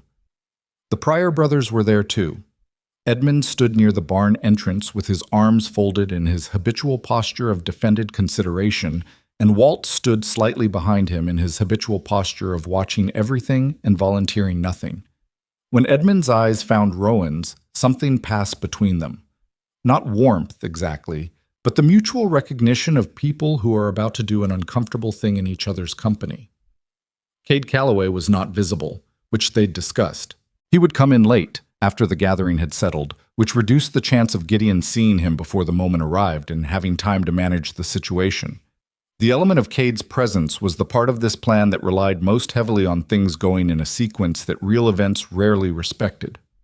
Gideon was at the barn entrance greeting arrivals with the practiced ease of a man who hosted events and understood their social mechanics. He wore a dark coat and a newer hat, and his face was arranged in the open, welcoming expression that was his default in public. The pleasantness that sat over everything he did the way paint sits over wood, covering the grain. He saw Evelyn and Thomas arrive, and his expression didn't change, which was itself a kind of statement. A man whose expression doesn't change when confronted with a complication is either very controlled or very certain, and with Gideon, it was both. He saw Rowan Creed on the Roan Mare, and his expression went through one brief private flicker before resettling. He recognized the type, if not yet the specific implications of this particular one. "Thomas," he said as they passed, warm, neighborly. "Glad you could make it." Thomas looked at Gideon Calloway, really looked at him, for what might have been the first time in 4 years that he'd allowed himself to look directly rather than at the floor, and said nothing, and kept walking, and that nothing was louder than most of the words spoken in that yard all morning. Inside, the barn had been arranged with the particular optimistic energy of people who have been told to make something look like a celebration and have done their best. Rows of wooden chairs faced a cleared space at the front. Dried flowers tied with ribbon hung from the beam supports. Wildflowers, yellowed at the edges because they'd been cut too early and had been waiting for this day in a jar in someone's kitchen. A table along the left wall held cake and preserved fruit and a punch that smelled of cider. It looked like a wedding. It looked exactly like what it was supposed to look like, which was the point, which was Gideon's particular genius, the ability to make arrangements look like occasions. People filled the chairs and stood along the walls, and the noise of them was the nervous, careful noise of people who know that what they are attending is not entirely what it appears to be, but have not yet found the language to say so to each other. Evelyn walked to a chair near the front, on the left side, which was not the bride's side in the conventional arrangement, and which she chose for exactly that reason. Rowan stood along the left wall, where she had a clear line of sight to both the front of the barn and the main entrance.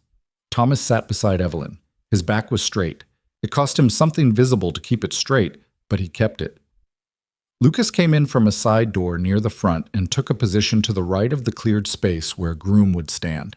He was dressed well and looked terrible, the particular look of someone who has not slept and has spent the sleepless hours doing the kind of internal accounting that produces nausea. He didn't look at Evelyn when he came in, and Evelyn didn't look at him, and the not looking between them was as communicative as a conversation.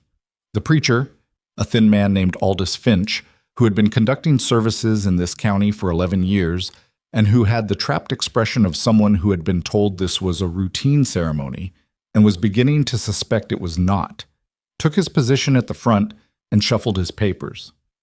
Gideon moved through the room with the ease of a man in his element, shaking hands, speaking quietly to ranchers, laughing at something someone said near the punch table. He was performing the role of gracious host with such fluency that watching him do it produced a specific kind of unease, the unease of watching someone be very good at something that should not exist. He didn't look at Evelyn. That was the tell. He looked at every other person in the room with full eye contact, and he didn't look at Evelyn once, which meant he was looking at her with his peripheral vision constantly, which meant she was the part of this morning he was most afraid of. Good, Rowan thought from the wall. Being feared was not the same as being safe, but it was more useful than being dismissed.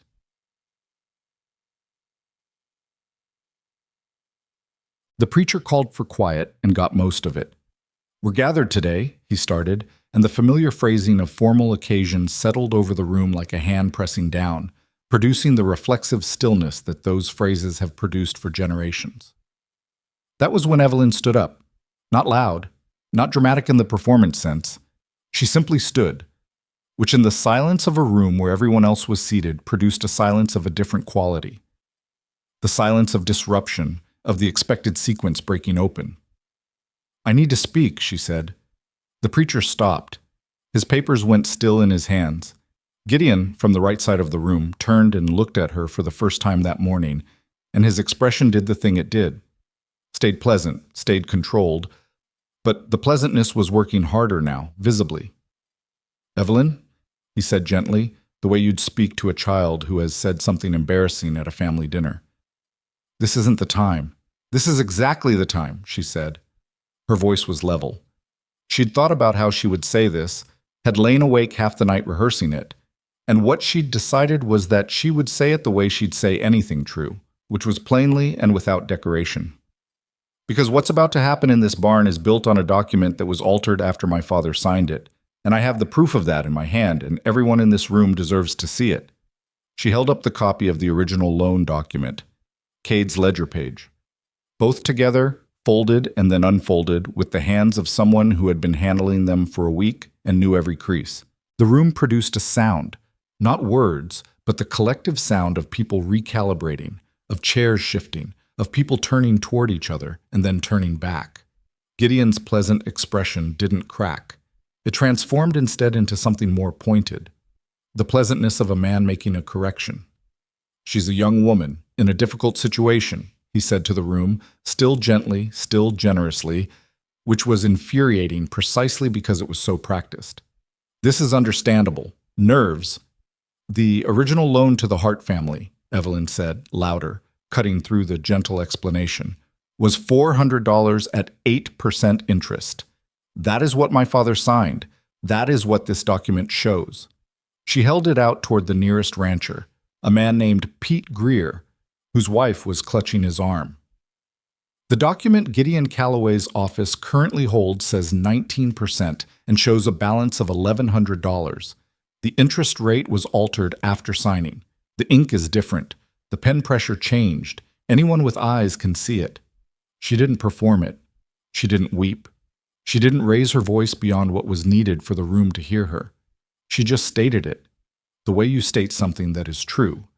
And the room heard the particular quality of it, the quality of plain fact, which sounds different from argument and sounds different from emotion and sounds different from everything except what it is. Daniel Millard stood up from his chair. Clara's hand was on his arm, and he stood up anyway. "My debt started at $300, he said.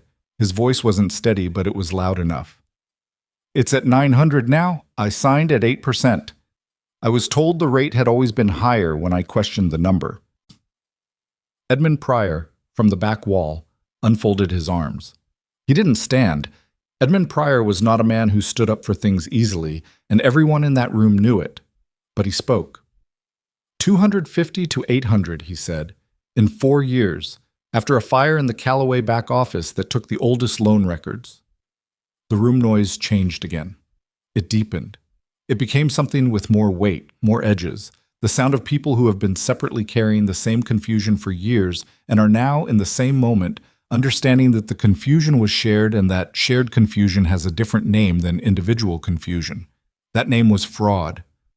Gideon moved. He'd been standing still doing the pleasant expression with increasing effort, and now he moved toward the front of the room, toward where the preacher was standing with his papers forgotten in his hands, positioning himself as the authority in the space, taking up the front of the room the way authority does when it's threatened. "This is not the place for financial disputes," he said, and his voice had changed now. Still controlled, but the layer of generosity was gone, and what was underneath it was harder and colder. "These are personal matters between private parties, and they will be handled through proper channels." "The way the proper channels handled the back office fire?" Rowan said from the wall. She said it quietly, conversationally. "The way you'd raise a factual point in a discussion among colleagues.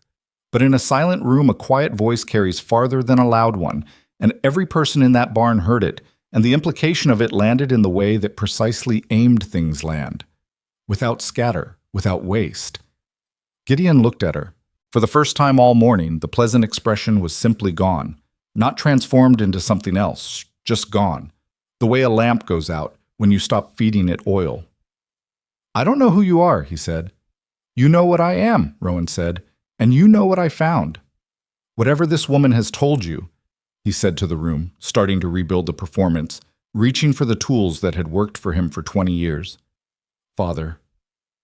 Lucas's voice. From the front of the room, from the groom's position, from the place he'd been standing since he came in through the side door, looking like a man who hadn't slept in 2 days, which he hadn't. Gideon turned to his son. Lucas was looking at his father with an expression that was complicated in the specific way that expressions are complicated when a person is doing something that is going to cost them more than they can currently calculate, and they've decided to do it anyway. "I'm not signing anything today," Lucas said. "I want my name removed from the marriage contract." The barn was absolutely silent.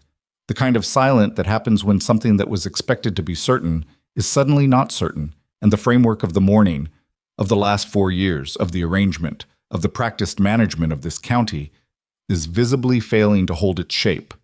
Gideon stared at his son, and what passed across Gideon Calloway's face in that moment was not anger, not yet.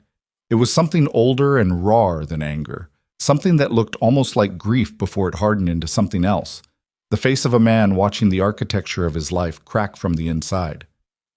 "Lucas," he said, low, private, the way a man speaks to his son when he forgets there's a room full of people. "Don't do this." "I'm already doing it," Lucas said. "I should have done it before Sunday." He looked at Evelyn. Not with longing, not with apology that required response, just a look that carried its own full meaning. "I'm sorry. For Sunday. For all of it." Evelyn looked back at him for a moment and then looked away, not in dismissal but in the manner of someone filing something for later consideration, because the present moment had other requirements. What happened next was fast and not clean, and nothing about it was the way things happen in stories where the arc bends neatly. One of Gideon's hired men, a compact, quick-moving man named Russ, who'd been standing near the right wall and who Rowan had been watching since they came in because he had the stance of someone hired for moments exactly like this one, reached for his revolver. He didn't draw it. He reached for it, the hand going to the holster, and that was as far as it got. Rowan crossed the distance from the left wall in 4 steps that didn't look like hurrying but covered ground the way purposeful movement does, and she got her hand to his wrist before the gun cleared leather. Not a violent movement, or not primarily violent, the way a doorstop is not violent, but stops the door. She controlled the wrist and used his own momentum to redirect him, and the gun stayed in the holster, and Russ found himself with his arm in a position that made continuing the draw both painful and pointless. "Don't!" she said, directly into his ear. Quiet. Just don't. He didn't. But the moment, the visible move toward the gun, the sudden movement from Roan, the sharp intake of breath from 40 people who saw it happen, sent the room over an edge it had been balanced on since Evelyn stood up. Someone moved too fast near the door. A shoulder hit one of the dried flower arrangements hung from the support beam, and it swung loose and caught the lantern bracketed to the post beside it, and the lantern swung hard on its bracket, and the door of it failed. The cheap latch that had been fine for a barn lantern in normal circumstances, but was not rated for collision. And the burning wick made contact with the dried flowers, which caught with the enthusiasm that dried flowers in August always catch, and the fire moved to the ribbon, and from the ribbon to the wooden post. The sound of it, the specific sharp intake of breath from multiple people simultaneously, followed by someone saying fire, followed by the word spreading through the room with a velocity that no other word produces in a closed building, changed everything again. The barn was dry. This summer had been the driest in 3 years. The wooden walls and the wooden beams and the wooden chairs and the tablecloth on the refreshment table all existed in relationship to the fire with the terrifying intimacy of things that have been waiting for exactly this. People moved toward the doors. Both doors, main entrance and the side door Lucas had come in through, received the rush of 40 people simultaneously attempting to exit, which is one of those situations that produces its own complications regardless of the available space. Rowan let go of Russ's wrist, and he made the intelligent decision to be part of the exit rather than part of anything else. She turned to find Evelyn. Evelyn was already moving, but not toward the door. She was moving toward her father, who had stood up from his chair when the fire started and then done something that Rowan processed in a delayed fraction of a second. He'd moved toward the person nearest to him who'd stumbled in the rush, which was Clara Millard, who'd gone down when someone's elbow caught her shoulder, and in steadying Clara, Thomas Hart had put himself in the path of a second rush of people from the back rows who hadn't seen her on the ground. He went down. Not a fall that happened to a man making a choice. A fall that happened to a man who had made a choice and paid for it with his body, the way choices of that kind often cost exactly that. Evelyn reached him first, or almost first. Rowan was 3 steps behind her, and the fire was moving up the left wall with the single-minded appetite that fire has when it finds dry wood and open space and no particular obstacles between it and the ceiling. Papa. Evelyn got her hands under his arm, trying to get him up, but Thomas made a sound that she knew immediately wasn't right.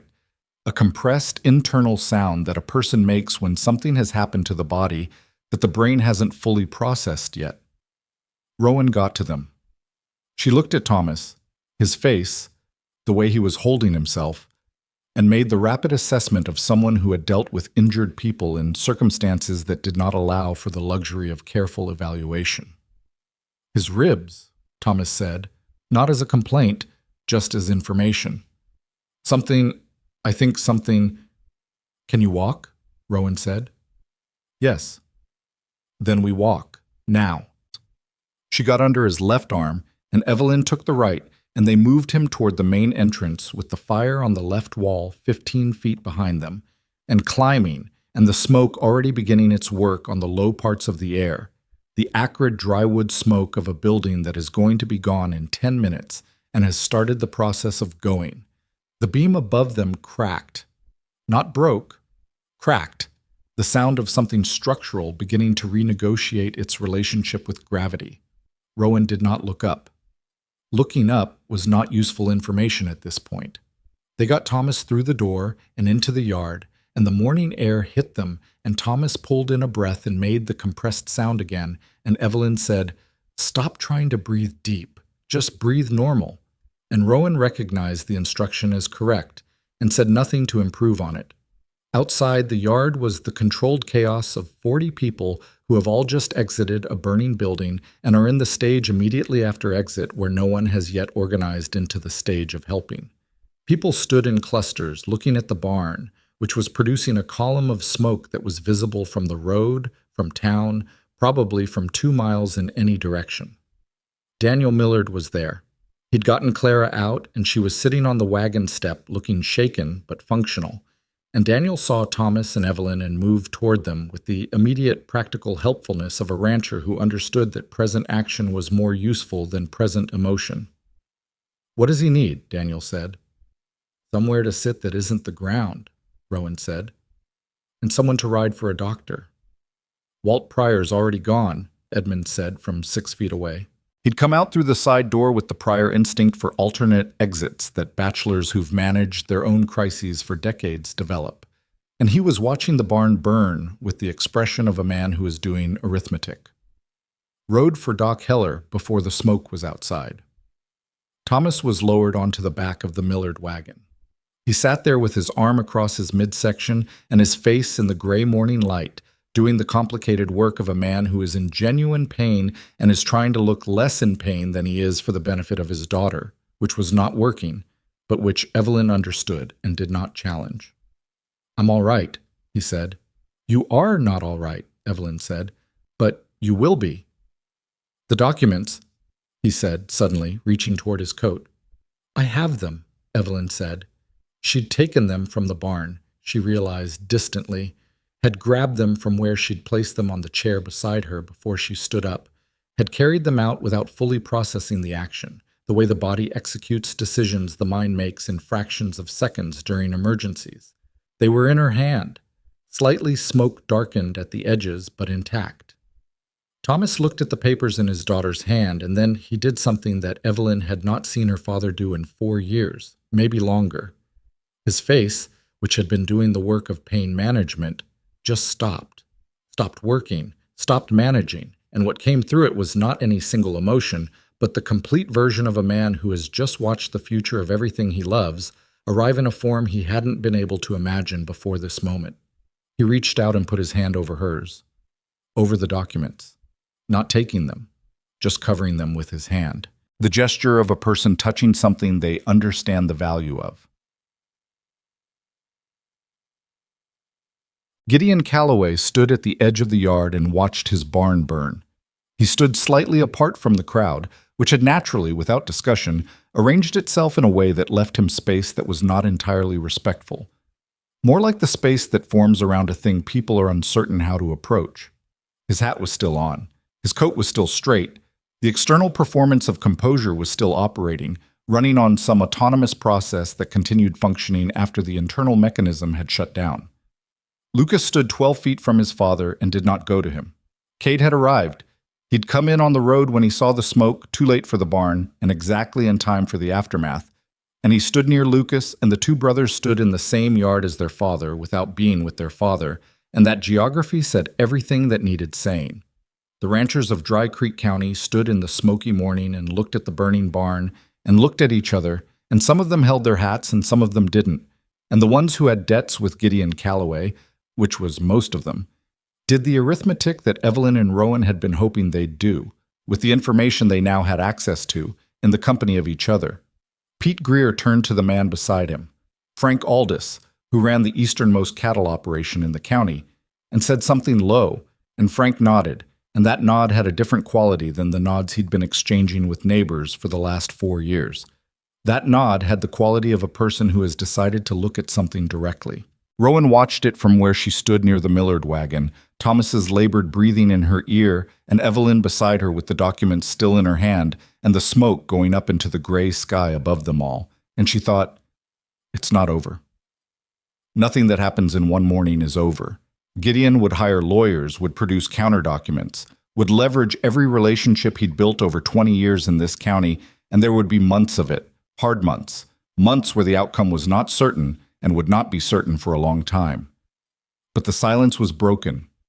That particular silence, the one that had ruled Dry Creek for years, the silence of people who knew something was wrong and couldn't find anyone else to say so first, that silence was broken in a way that doesn't repair itself. You can't unknow what a room full of people knows. You can't take back a morning where 40 witnesses heard the same truth from the same sources at the same moment. Gideon Calloway stood at the edge of the yard watching his barn burn and understood this, and what crossed his face in the private space under the brim of his hat was the expression of a man who has always believed he could outrun consequences long enough that they'd give up. understanding for the first time that this set of consequences was not going to give up. The barn roof collapsed. The sound of it, the groan and crack, and the single enormous exhalation of ember-lit air went across the yard and through every person standing in it, and afterward the silence it left behind was a different kind of silence than anything that had existed in Dry Creek for a very long time. It was the silence after something has already changed, and in that silence, Evelyn Hart stood with the documents in her hand and her father's hand over hers and Rowan Creed at her shoulder, and she looked at the ruin of the barn and felt, under the fear and the smoke sting in her eyes and the uncertainty of everything still to come, something she hadn't felt in years. Not victory. Too early for that and too hard a morning for that word. Just the feeling of the stone in her chest, the one that had been there for 7 years, shifting its position. Not gone, but moved. Moved enough to breathe around. That was enough for right now. That was what right now had to give. And she took it. Doc Heller arrived 40 minutes after Walt Pryor rode for him, which was fast for a man who kept a horse that wasn't young and lived 3 miles outside of town on a road that turned difficult after rain. He was a compact, gray-haired man in his 60s, who had the manner of someone who had seen enough human damage over the years that he no longer registered alarm at the sight of it. Not because he'd gone cold, but because alarm was not useful, and he'd trained himself out of it the way a carpenter trains himself out of flinching at the sound of a hammer. He examined Thomas Hart on the back of the Millard wagon with his coat off and his sleeves rolled and the crowd of remaining neighbors giving him space because Doc Heller had a way of commanding space without requesting it. 2 ribs, he said, after several minutes that nobody spoke through. Cracked, not broken through. Hurts considerably more than it's dangerous, which is the best version of this particular injury. He looked at Thomas directly. You'll breathe shallow for 3 weeks, and you'll hate every minute of it, and then you'll be fine. Thomas accepted this with a nod that had some relief in it and some embarrassment. The embarrassment of a man who had been injured doing something that should have been someone else's job and knew it. He needs rest, Doc Heller said to Evelyn. Not in a dismissive way. In the way of someone transferring specific responsibility to the specific person best positioned to carry it. Real rest, not the kind where he rests for 2 days and then decides he's fine. I'll manage it, Evelyn said. Doc Heller looked at her wrist. The bruising had faded from purple to the greenish yellow of a healing injury, but was still visible. And he looked at it long enough that she knew he'd cataloged it.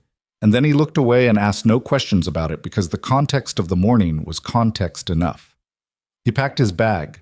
Before he left, he looked around the yard, at the smoldering remains of the Callaway barn, at the ranchers still standing in clusters, at Gideon, who had not moved from his position at the edge of the yard. And his expression was the expression of a man who has been practicing in a community for 30 years and has opinions about what he's witnessed in it that he keeps largely to himself. Been a long time coming, he said, to no one in particular, and climbed back on his horse and rode out. The afternoon organized itself in the way that afternoons do after mornings like that one. Not cleanly, not according to any plan, but with a kind of functional momentum that comes from enough people being in the same place with the same recent experience and the same unfinished business. Pete Greer was the one who suggested they move it to his place. His ranch was a half-mile west, large enough for the wagons, and his wife Ruth had the practical instinct of a woman who has hosted community gatherings in crisis conditions before and understood that people needed somewhere to sit and something to do with their hands while they figured out what they thought. 31 people made the move. Not everyone from the barn. Some had left the moment they were safely out, wanted no more of the morning than they'd already received. But 31 came, which was enough. Gideon did not come. He remained at the edge of his ruined barn with 2 of his hired men and the expression of a man watching the last 20 years of his life reassemble themselves into a shape he hadn't intended and couldn't now prevent. Lucas came to the Greer ranch. He arrived after the others on the tired gray horse, and he stood at the edge of the Greer yard for a moment before coming in, doing the calculus that every person does when they're about to enter a room where they are the complicated element. Nobody stopped him. Nobody welcomed him either. He found a place to stand near the fence that was not quite inside the gathering and not quite outside it, which was probably the accurate geography for where he stood in relation to all of it. Cade was already inside, Sitting with the Millards at one of the tables, Ruth Greer had moved out from the kitchen, going through the documents with Daniel with the focused attention of a man who has been waiting 8 years for legitimate use for what he's been carrying. Evelyn put the documents on the table that Ruth had set up in the center of the yard, which had become the natural organizing point of the afternoon. Not a meeting. Nobody had said the word meeting, because the word would have made some people feel the obligation of choosing to be there. And people choosing felt different from people simply being present at something that was happening. She laid the papers out flat. The original Hart loan document, Cade's ledger page from 8 years back, the fraudulent Callaway statement with its altered ink. Beside them, the clean handwritten payment history she'd spent Tuesday through Thursday compiling. Every payment, every date, the exact arithmetic of what the family had paid against a debt that had been engineered to never decrease. She didn't make a speech. She just stood beside the table and let people come to it, which they did, in ones and twos, leaning over and reading, sometimes pointing at a number and looking at the person beside them, sometimes reading in silence for a long time without expression. Edmund Pryor read the alteration section for 3 full minutes without speaking. Then he straightened up and said to no one and everyone, "That's Gideon's handwriting on the original. The additions, the changed rate, that's his hand too, but the ink is different. Any document examiner in the state would say the same." "We don't have a document examiner," Frank Aldis said. "The county recorder in Millhaven has a process for this," Cade said, from the Millard table. "I looked into it 8 years ago when I was deciding whether to act. There's a formal dispute process. It requires sworn statements from original signatories and supporting documentation." He looked around. "Every person in this county who signed a loan with my father and has the original agreement, or a copy, or a witness to the signing, can file under that process." The gathering was quiet in the attentive way, not the defeated way. "How long does it take?" Clara Millard asked. "Months," Cade said honestly. "It won't be fast. The process exists, but it moves at the speed of the county recorder's office, which is not a swift institution." He paused. "But it moves. And once it's filed, there's a stay on any property action related to the disputed debt, which means Gideon can't foreclose, can't file writs, can't move on anyone's land while the dispute is pending." Daniel Millard looked at his wife. She looked back at him. "Months," he said, not as a complaint, as a recalibration, like a man who has been told a hard road is still a road. "I'll ride to Millhaven Tuesday," Cade said. "I'll file the Hart documents first because they're the most complete and they have the external corroboration." He meant himself, Advocate. He was the external corroboration, Gideon's own eldest son with a ledger page that predated the fraud. "Anyone who wants to add their documentation, I'll carry it with me."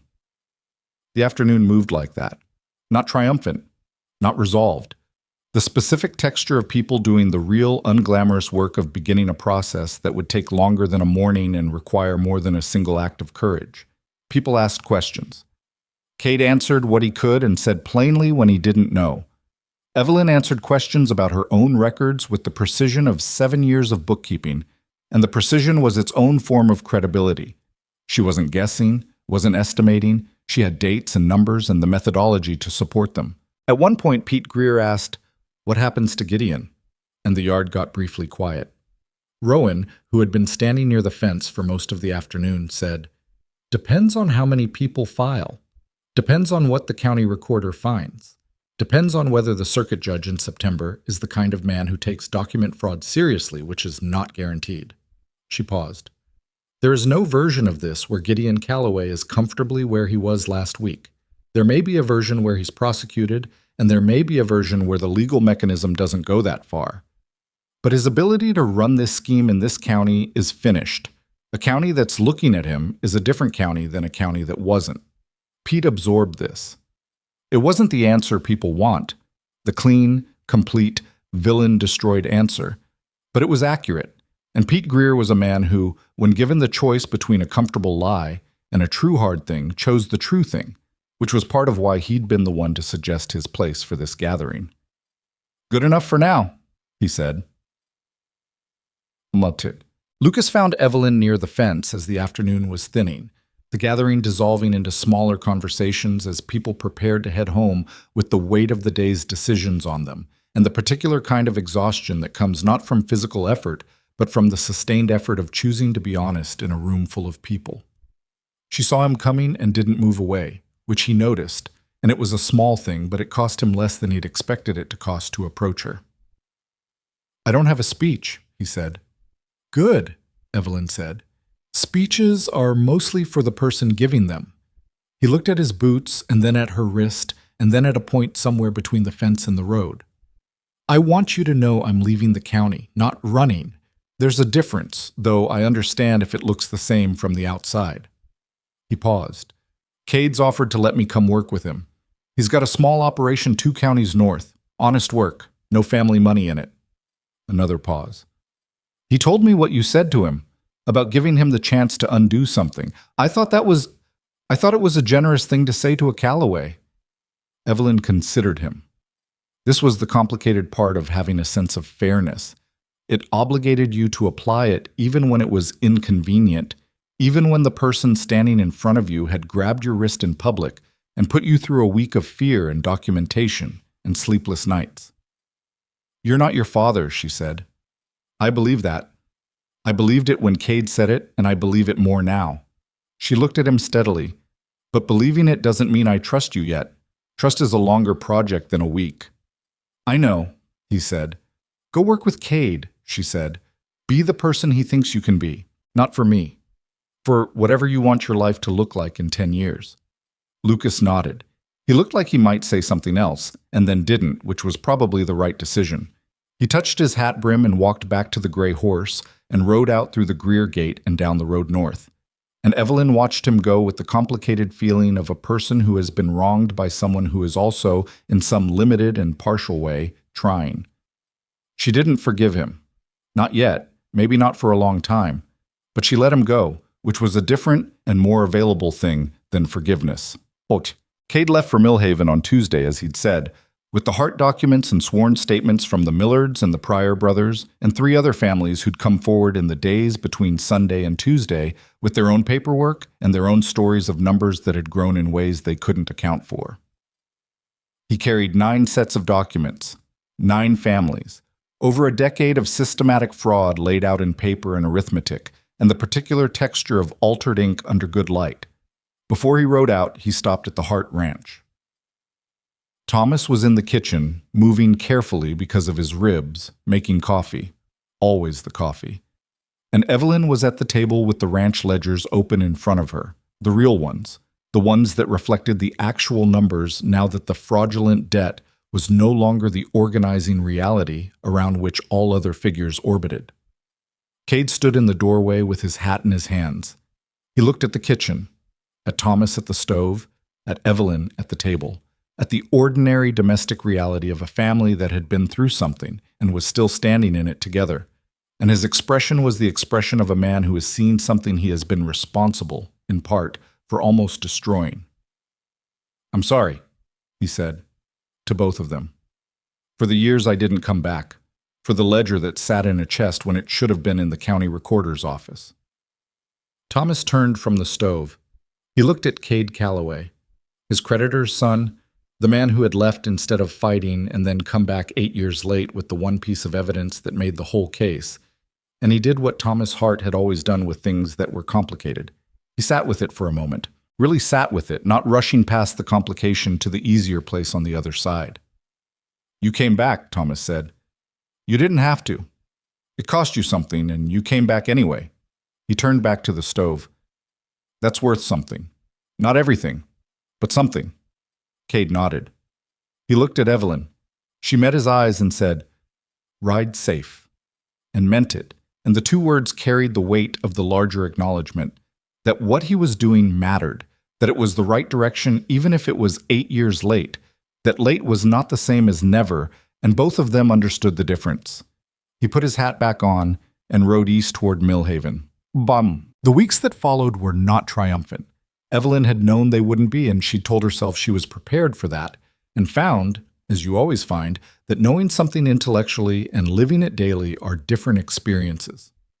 Gideon hired a lawyer from the capital, a sharp-dressed man named Corbin, who arrived in Dry Creek 2 weeks after the barn fire and immediately began the process of challenging the authenticity of the documents Evelyn had presented.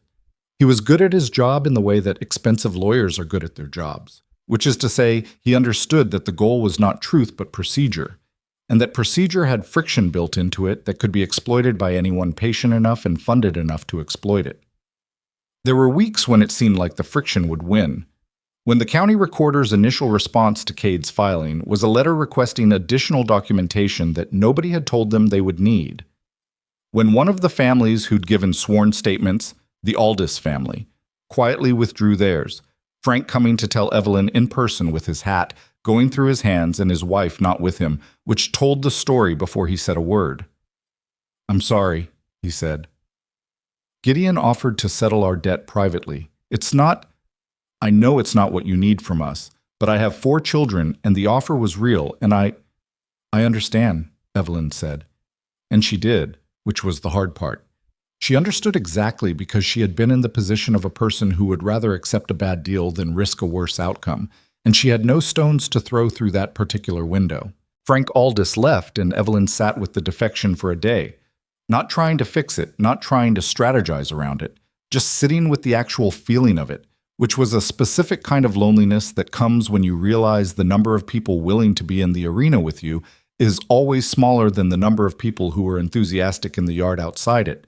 Roan found her that evening on the porch, which had become their place for conversations that needed the open air. "Aldis," Roan said. "Yes." "Expected." "Not from him specifically," Evelyn said, "but from someone." "Yes." Roan sat on the step. She'd been in and around Dry Creek for 3 weeks now, which was longer than she'd planned, and the Roan Mare had been in the Hart paddock long enough to have a routine that involved pestering one of the Hart horses at the fence line every morning. "Does it change the case?" Cade says no. 8 families is still enough. More than enough, he says. Evelyn looked at the road. "It's not the case I'm sitting with right now." Roan looked at her.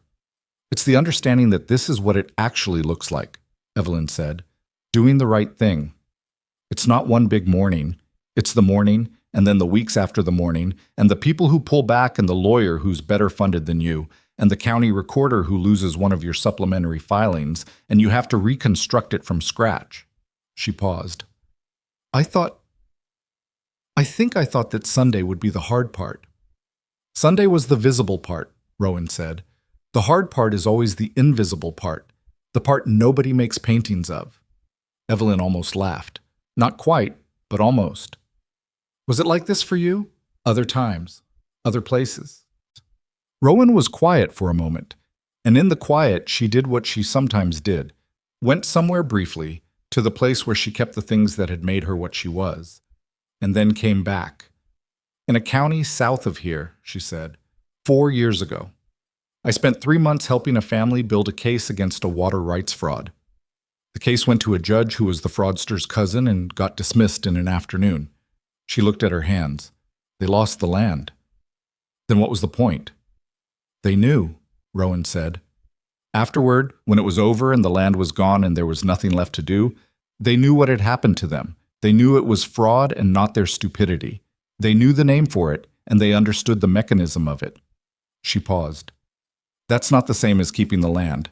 I'm not going to tell you it is. But it's not nothing. People who know what was done to them are different people than people who blame themselves for it forever." Evelyn sat with this. The road was empty in the early evening, the light going long and amber in the way that late summer light does, generous with itself in a way that feels almost apologetic for the rest of the year. "Do you think we'll win?" she asked. Roan looked at her steadily. "I think you have Cade Calloway's testimony, which is a man confirming his own father's fraud from the inside, which is not something judges see every day. I think you have the altered document and an ink analysis that Cade commissioned in Millhaven from a printer who does this for lawyers and who has no connection to Gideon. I think the circuit judge in September has a reputation for being fair that he cares about protecting." She paused. "And I think Gideon Calloway, for the first time in 20 years, does not have silence on his side, which is his most important asset, and it is gone." She didn't say yes. Evelyn noticed that. But what she'd said was more useful than yes, because it was the actual condition of things rather than the reassurance that conditions could produce, and Evelyn had been in the business of actual conditions her whole life and knew how to work with them. But the circuit judge arrived on a Tuesday in the second week of September, 2 days ahead of schedule, which Cade later said was characteristic of Judge Amos Tarrant, who had the habit of arriving early as a way of preventing the kind of careful scene setting that interested parties attempted when they knew exactly when he was coming. Tarrant was 61, broad in the shoulders, with a face like weathered sandstone and the unhurried manner of a man who had spent 30 years on circuit and had seen most of what the frontier counties produced in the way of human arrangements and was not easily impressed or easily fooled by either. The hearing was held in the Dry Creek Courthouse, which was a generous name for a room in the back of the town hall that had 2 long tables and 8 chairs and a window that stuck in its frame, so the air in August had an unfortunate relationship with the temperature outside. September had cooled it some. The window was open and the air moved through it with a civility that August had refused. Gideon came with Corbin, who had a briefcase in the manner of a man accustomed to smaller courtrooms and treating that familiarity as an advantage. He presented first, the way the established party typically does, and he was fluent and organized, and Corbin was everything an expensive lawyer is: precise, technically proficient, attentive to procedure in a way designed to make the other side's evidence seem insufficient by comparison. Evelyn sat at the left table with Cade beside her and the documents in order in front of her, and she listened to Corbin speak for 40 minutes and did not let her face do anything useful to him during it. She'd learned this from watching Roan. The management of expression is a deliberate choice, not the suppression of feeling, but the decision about when expression served a purpose and when it simply gave information to people who shouldn't have it. When Tarrant turned to her side of the table, Evelyn spoke. She had rehearsed it. She and Cade had gone through it 4 times in the week before the hearing, and Rowan had sat in on 2 of the rehearsals and said almost nothing except once. When Evelyn had explained the interest rate discrepancy with too much hedging in the language, Rowan had said simply, "Say what it is." It was changed, not appears to have been changed, not may represent an alteration. It was changed. You know that. Say it like you know it. So that was what she did. She said what it was. She said the rate was changed after her father signed. She said the ink was different and the pen pressure was different, and a printer in Millhaven who did this work professionally had examined it and put that conclusion in writing. She presented Cade's ledger page and explained what it showed and what it meant. She presented the payment history, 7 years of it, clean and dated and arithmetically precise, and showed what the balance should be under the original terms versus what they'd been told it was. She was not emotional in the performance sense. Her voice didn't waver. She didn't make it into a speech about justice or fairness or what they'd suffered. She made it into what it was, which was a set of facts arranged in the order that demonstrated what had happened. Tarrant asked questions, good ones, the kind that probe the weak points of an argument to see how it holds, not to undermine but to test. She answered them. When she didn't know something, she said she didn't know it, which she had also learned from watching Rowan, who never filled a gap in her knowledge with something that sounded like knowledge, but wasn't. Cade testified last. His testimony was the one that made the room. The lawyers, the county recorder who sat in the corner taking notes, the handful of townspeople who had been permitted to observe, go very still. Because he was a Calloway. Because he was the eldest son, and he sat across from his father in that room, and he spoke clearly and without drama about what he had known 8 years ago and what he had taken when he left and why. And he answered Corbin's cross-examination with the particular steadiness of someone who has had 8 years to become certain of what they know and is no longer afraid of the version that gets challenged. Gideon sat through his son's testimony with his hands flat on the table and his face arranged into composure that was visible as effort in a way it had never been visible before Sunday. The composure was still there, but the mechanism of it was showing, the way machinery shows through a casing when the casing cracks. At one point, Tarrant asked Gideon directly, "Is the signature on the original Hart document yours?" Gideon said yes. "And the interest rate notation, the 19%, is that in your handwriting as well?" A pause. Corbin began to say something, and Tarrant held up one hand without looking at him. Gideon said, "My office maintained the records." "That is not what I asked," Terrence said, in the manner of a man who has 30 years of experience with answers that are not answers. The pause that followed was long enough to be its own kind of answer. Terrence called a recess and took the documents into the back room, which was a storage room for town records and smelled of paper and dust, and he was in there for an hour and 20 minutes. Nobody in the main room talked much. Gideon and Corbin conferred in low voices. Cade sat with Evelyn, and they didn't talk either, but the not talking between them was comfortable in the way it is between people who have already said what needs saying. When Terrence came back, he sat down and put the documents in front of him and looked at both tables. The alteration to this document is not ambiguous, he said. The professional opinion from Millhaven corroborates what visual inspection makes apparent. The original loan rate was 8%. The figure currently in the Callaway lending records is fraudulent. He looked at Gideon, not with anger, with the flat, even expression of a man delivering a verdict that he has made carefully and intends to stand behind. The Hart debt, as currently stated, has no legal standing. The actual outstanding balance, calculated on the original terms against the documented payment history, is $412. That amount is owed, and the Hart family has until the spring to settle it without interest penalties going forward. He paused. I'm also ordering a review of all active loan instruments from the Callaway lending office, to be conducted by the county recorder over the next 60 days, and any additional fraudulent alterations identified in that review will be referred to the state attorney's office. Corbin was already writing. Gideon sat still. Mr. Callaway, Terrence said, do you understand the order? Yes, Gideon said. His voice was even. Whatever was happening inside him, the voice was still even, and Evelyn, watching him, thought that there was something almost sad about it. The performance maintained right to the end because the performance was all that was left, the thing under it having collapsed somewhere in the last 3 weeks without a public moment to mark it. The hearing was over in under 3 minutes after that. Outside, in the September afternoon, the air was the first genuinely cool air since June, and it felt like information, like the seasons agreeing that something was different now. Thomas was on the courthouse steps. He hadn't been permitted inside. The observer seats had filled, but he'd been there since before the hearing started, sitting on the top step with his coat on and his ribs still giving him trouble when he sat too long in one position. He stood up when Evelyn came out, carefully, and looked at her face and read it. He pulled her into a hug that cost him something in the rib department, and he did it anyway. And Evelyn let herself be held by her father for the first time in longer than she wanted to count, and neither of them said anything because the moment had everything it needed without language. Rowan came out behind them and stood on the steps and looked at the street, which was ordinary. Wagons, horses, a couple of townspeople going about their Tuesday, and was also not ordinary at all.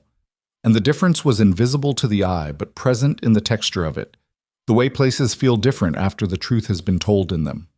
She looked at the Hart family, father and daughter, still holding on, both of them imperfect and damaged, and making it work with what they had. And she felt the thing she'd been feeling for a week without letting herself look at directly. It was time to go. Not immediately, not today, maybe not this week, but soon. The work here was done in the way it could be done, which was not completely and not without remainder. There would be months of the county recorder's review, and the state attorney's referral might go somewhere or might not, and Gideon would live on his ranch and carry what he'd done in whatever way men like Gideon carry things, which is usually poorly and with considerable self-justification. Life in Dry Creek would not become simple. The drought hadn't ended. People still had debts, even legitimate ones. The county would have hard years ahead regardless, but it would have them differently, with its eyes open. And that was the thing, the only thing, really, that could be offered by a morning like last Sunday and an afternoon like this one. Cade came out and shook hands with Thomas, which Thomas received with the particular careful dignity of a man who is still figuring out the grammar of this new relationship. Creditor's son, co-conspirator in the rescue, something not quite friend but moving in that direction over time. "You'll stay?" Thomas asked him. "For a while," Cade said, "until the review is done. After that—" He looked north, where Lucas had gone. "I've got things to settle." Thomas nodded. Evelyn thought that Thomas and Cade Callaway understood each other in a specific way. As men who had both made the wrong choice in the same direction, the choice of inaction, of letting something wrong continue because the alternative seemed too costly, who had both found, eventually, that the cost of inaction was higher than they'd calculated, only they'd both found it too late to prevent damage they'd spend years accounting for. There was a kind of fellowship in that, not comfortable, but real. Roan left on a Friday. No announcement. She'd told Evelyn the evening before, had come in from checking on the Roan Mare, and found Evelyn at the table with the ledgers, the real ledgers, reorganized now around the actual debt, and she'd sat across from her and said, "I'm going to ride out in the morning." Evelyn looked up from the book. "I know," she said. "There's a man wanted in Wheeler County," Roan said. "Someone sent word through the Millhaven post office." She paused. "I should have been there 2 weeks ago." "I know," Evelyn said again. They sat with it for a moment, the lamp between them, the sound of Thomas moving around upstairs, his careful footsteps that still navigated around the ribs. "Will you be all right?" Roan asked. Evelyn considered the question seriously, the way she considered most things. "No," she said. "Not right away. There are months of the review ahead and the spring payment and the ranch still needs. There's a lot still." She looked at Roan. "But I'll manage it. I've been managing things since I was 16, and I'm better at it now than I was then." Roan looked at her across the table and felt the specific thing she felt rarely and recognized when it arrived.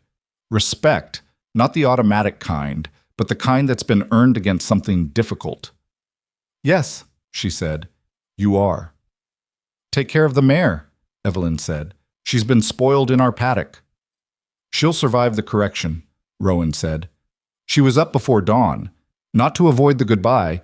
She'd done the goodbye the evening before, which was a choice she'd made on purpose, because protracted morning goodbyes were mostly for the person leaving, and she didn't think she needed that, and she didn't think Evelyn did either. The Roan mare was saddled and ready, and Roan came out of the barn with her saddlebag sorted and her bedroll tied and the loose nail in her left boot, which had worked itself loose again in the weeks in Dry Creek, refixed with a better nail from the Hart toolbox.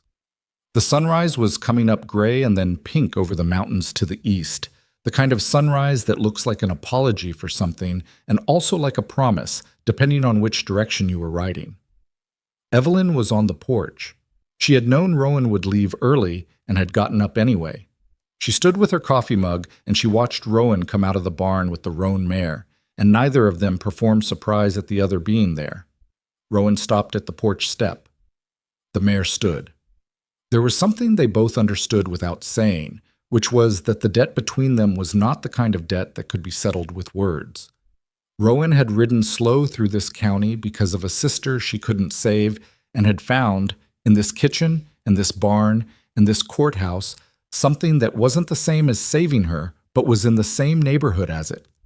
Evelyn had been given the thing she hadn't known she was waiting for, which was someone who would stand behind her while she stood up, without needing the credit for it. You couldn't say those things. They were too large for the sentences available. "The ledgers," Roan said. "You keep them. Nobody else." "Nobody else," Evelyn said. Roan put her boot in the stirrup and swung up, and the roan mare shifted her weight and then settled, ready. She looked at Evelyn from the saddle. The pink light of the morning was on both of them, and the ranch behind Evelyn, the house, the fence, the small paddock, the two horses that were not the roan mare, was the thing it had been before the debt and would be again, not immediately, not without work, but in the direction of itself rather than away from it. "You know what you are," Roan said. Not a question. Evelyn looked back at her. "Tell me anyway." "The person who checked the arithmetic," Roan said, "when everyone else decided the numbers must be right because the man holding them seemed powerful enough that they should be. You checked. You kept checking." She paused. "That's not a small thing. Most people stop." Evelyn felt the words land in the place where the stone had been. The stone that had moved on Sunday and hadn't fully settled into its new position yet. The grief and relief and unfinished work of everything that had happened and everything still to happen. "Go find your man in Wheeler County," she said. "Working on it," Roan said. She touched the brim of her hat. The Roan Mare moved forward, out through the gate, onto the road. Rowan didn't look back, which Evelyn had half expected and was not hurt by, because it was consistent with everything she understood about Rowan Creed. A person who moved forward because forward was the only direction that had ever made sense to her. Not out of coldness, but out of the particular constitution of someone who has learned that looking back is something you do after you stop, and stopping has a cost she wasn't willing to pay. Evelyn watched the roan mare and the rider on her back until the road bent and they were gone into the morning. She stood on the porch for another minute, alone with her coffee and the sunrise and the sound of the ranch waking up around her. Horses in the paddock, a bird somewhere in the fence post, the creak of Thomas moving around upstairs, the whole ordinary music of a place that was still standing. Then she went inside and sat down at the table with the ledgers. She opened the current one to the page she'd been working on and picked up her pen and did what she'd been doing since she was 16 years old and what she would keep doing for as long as the ranch needed it. She checked the numbers.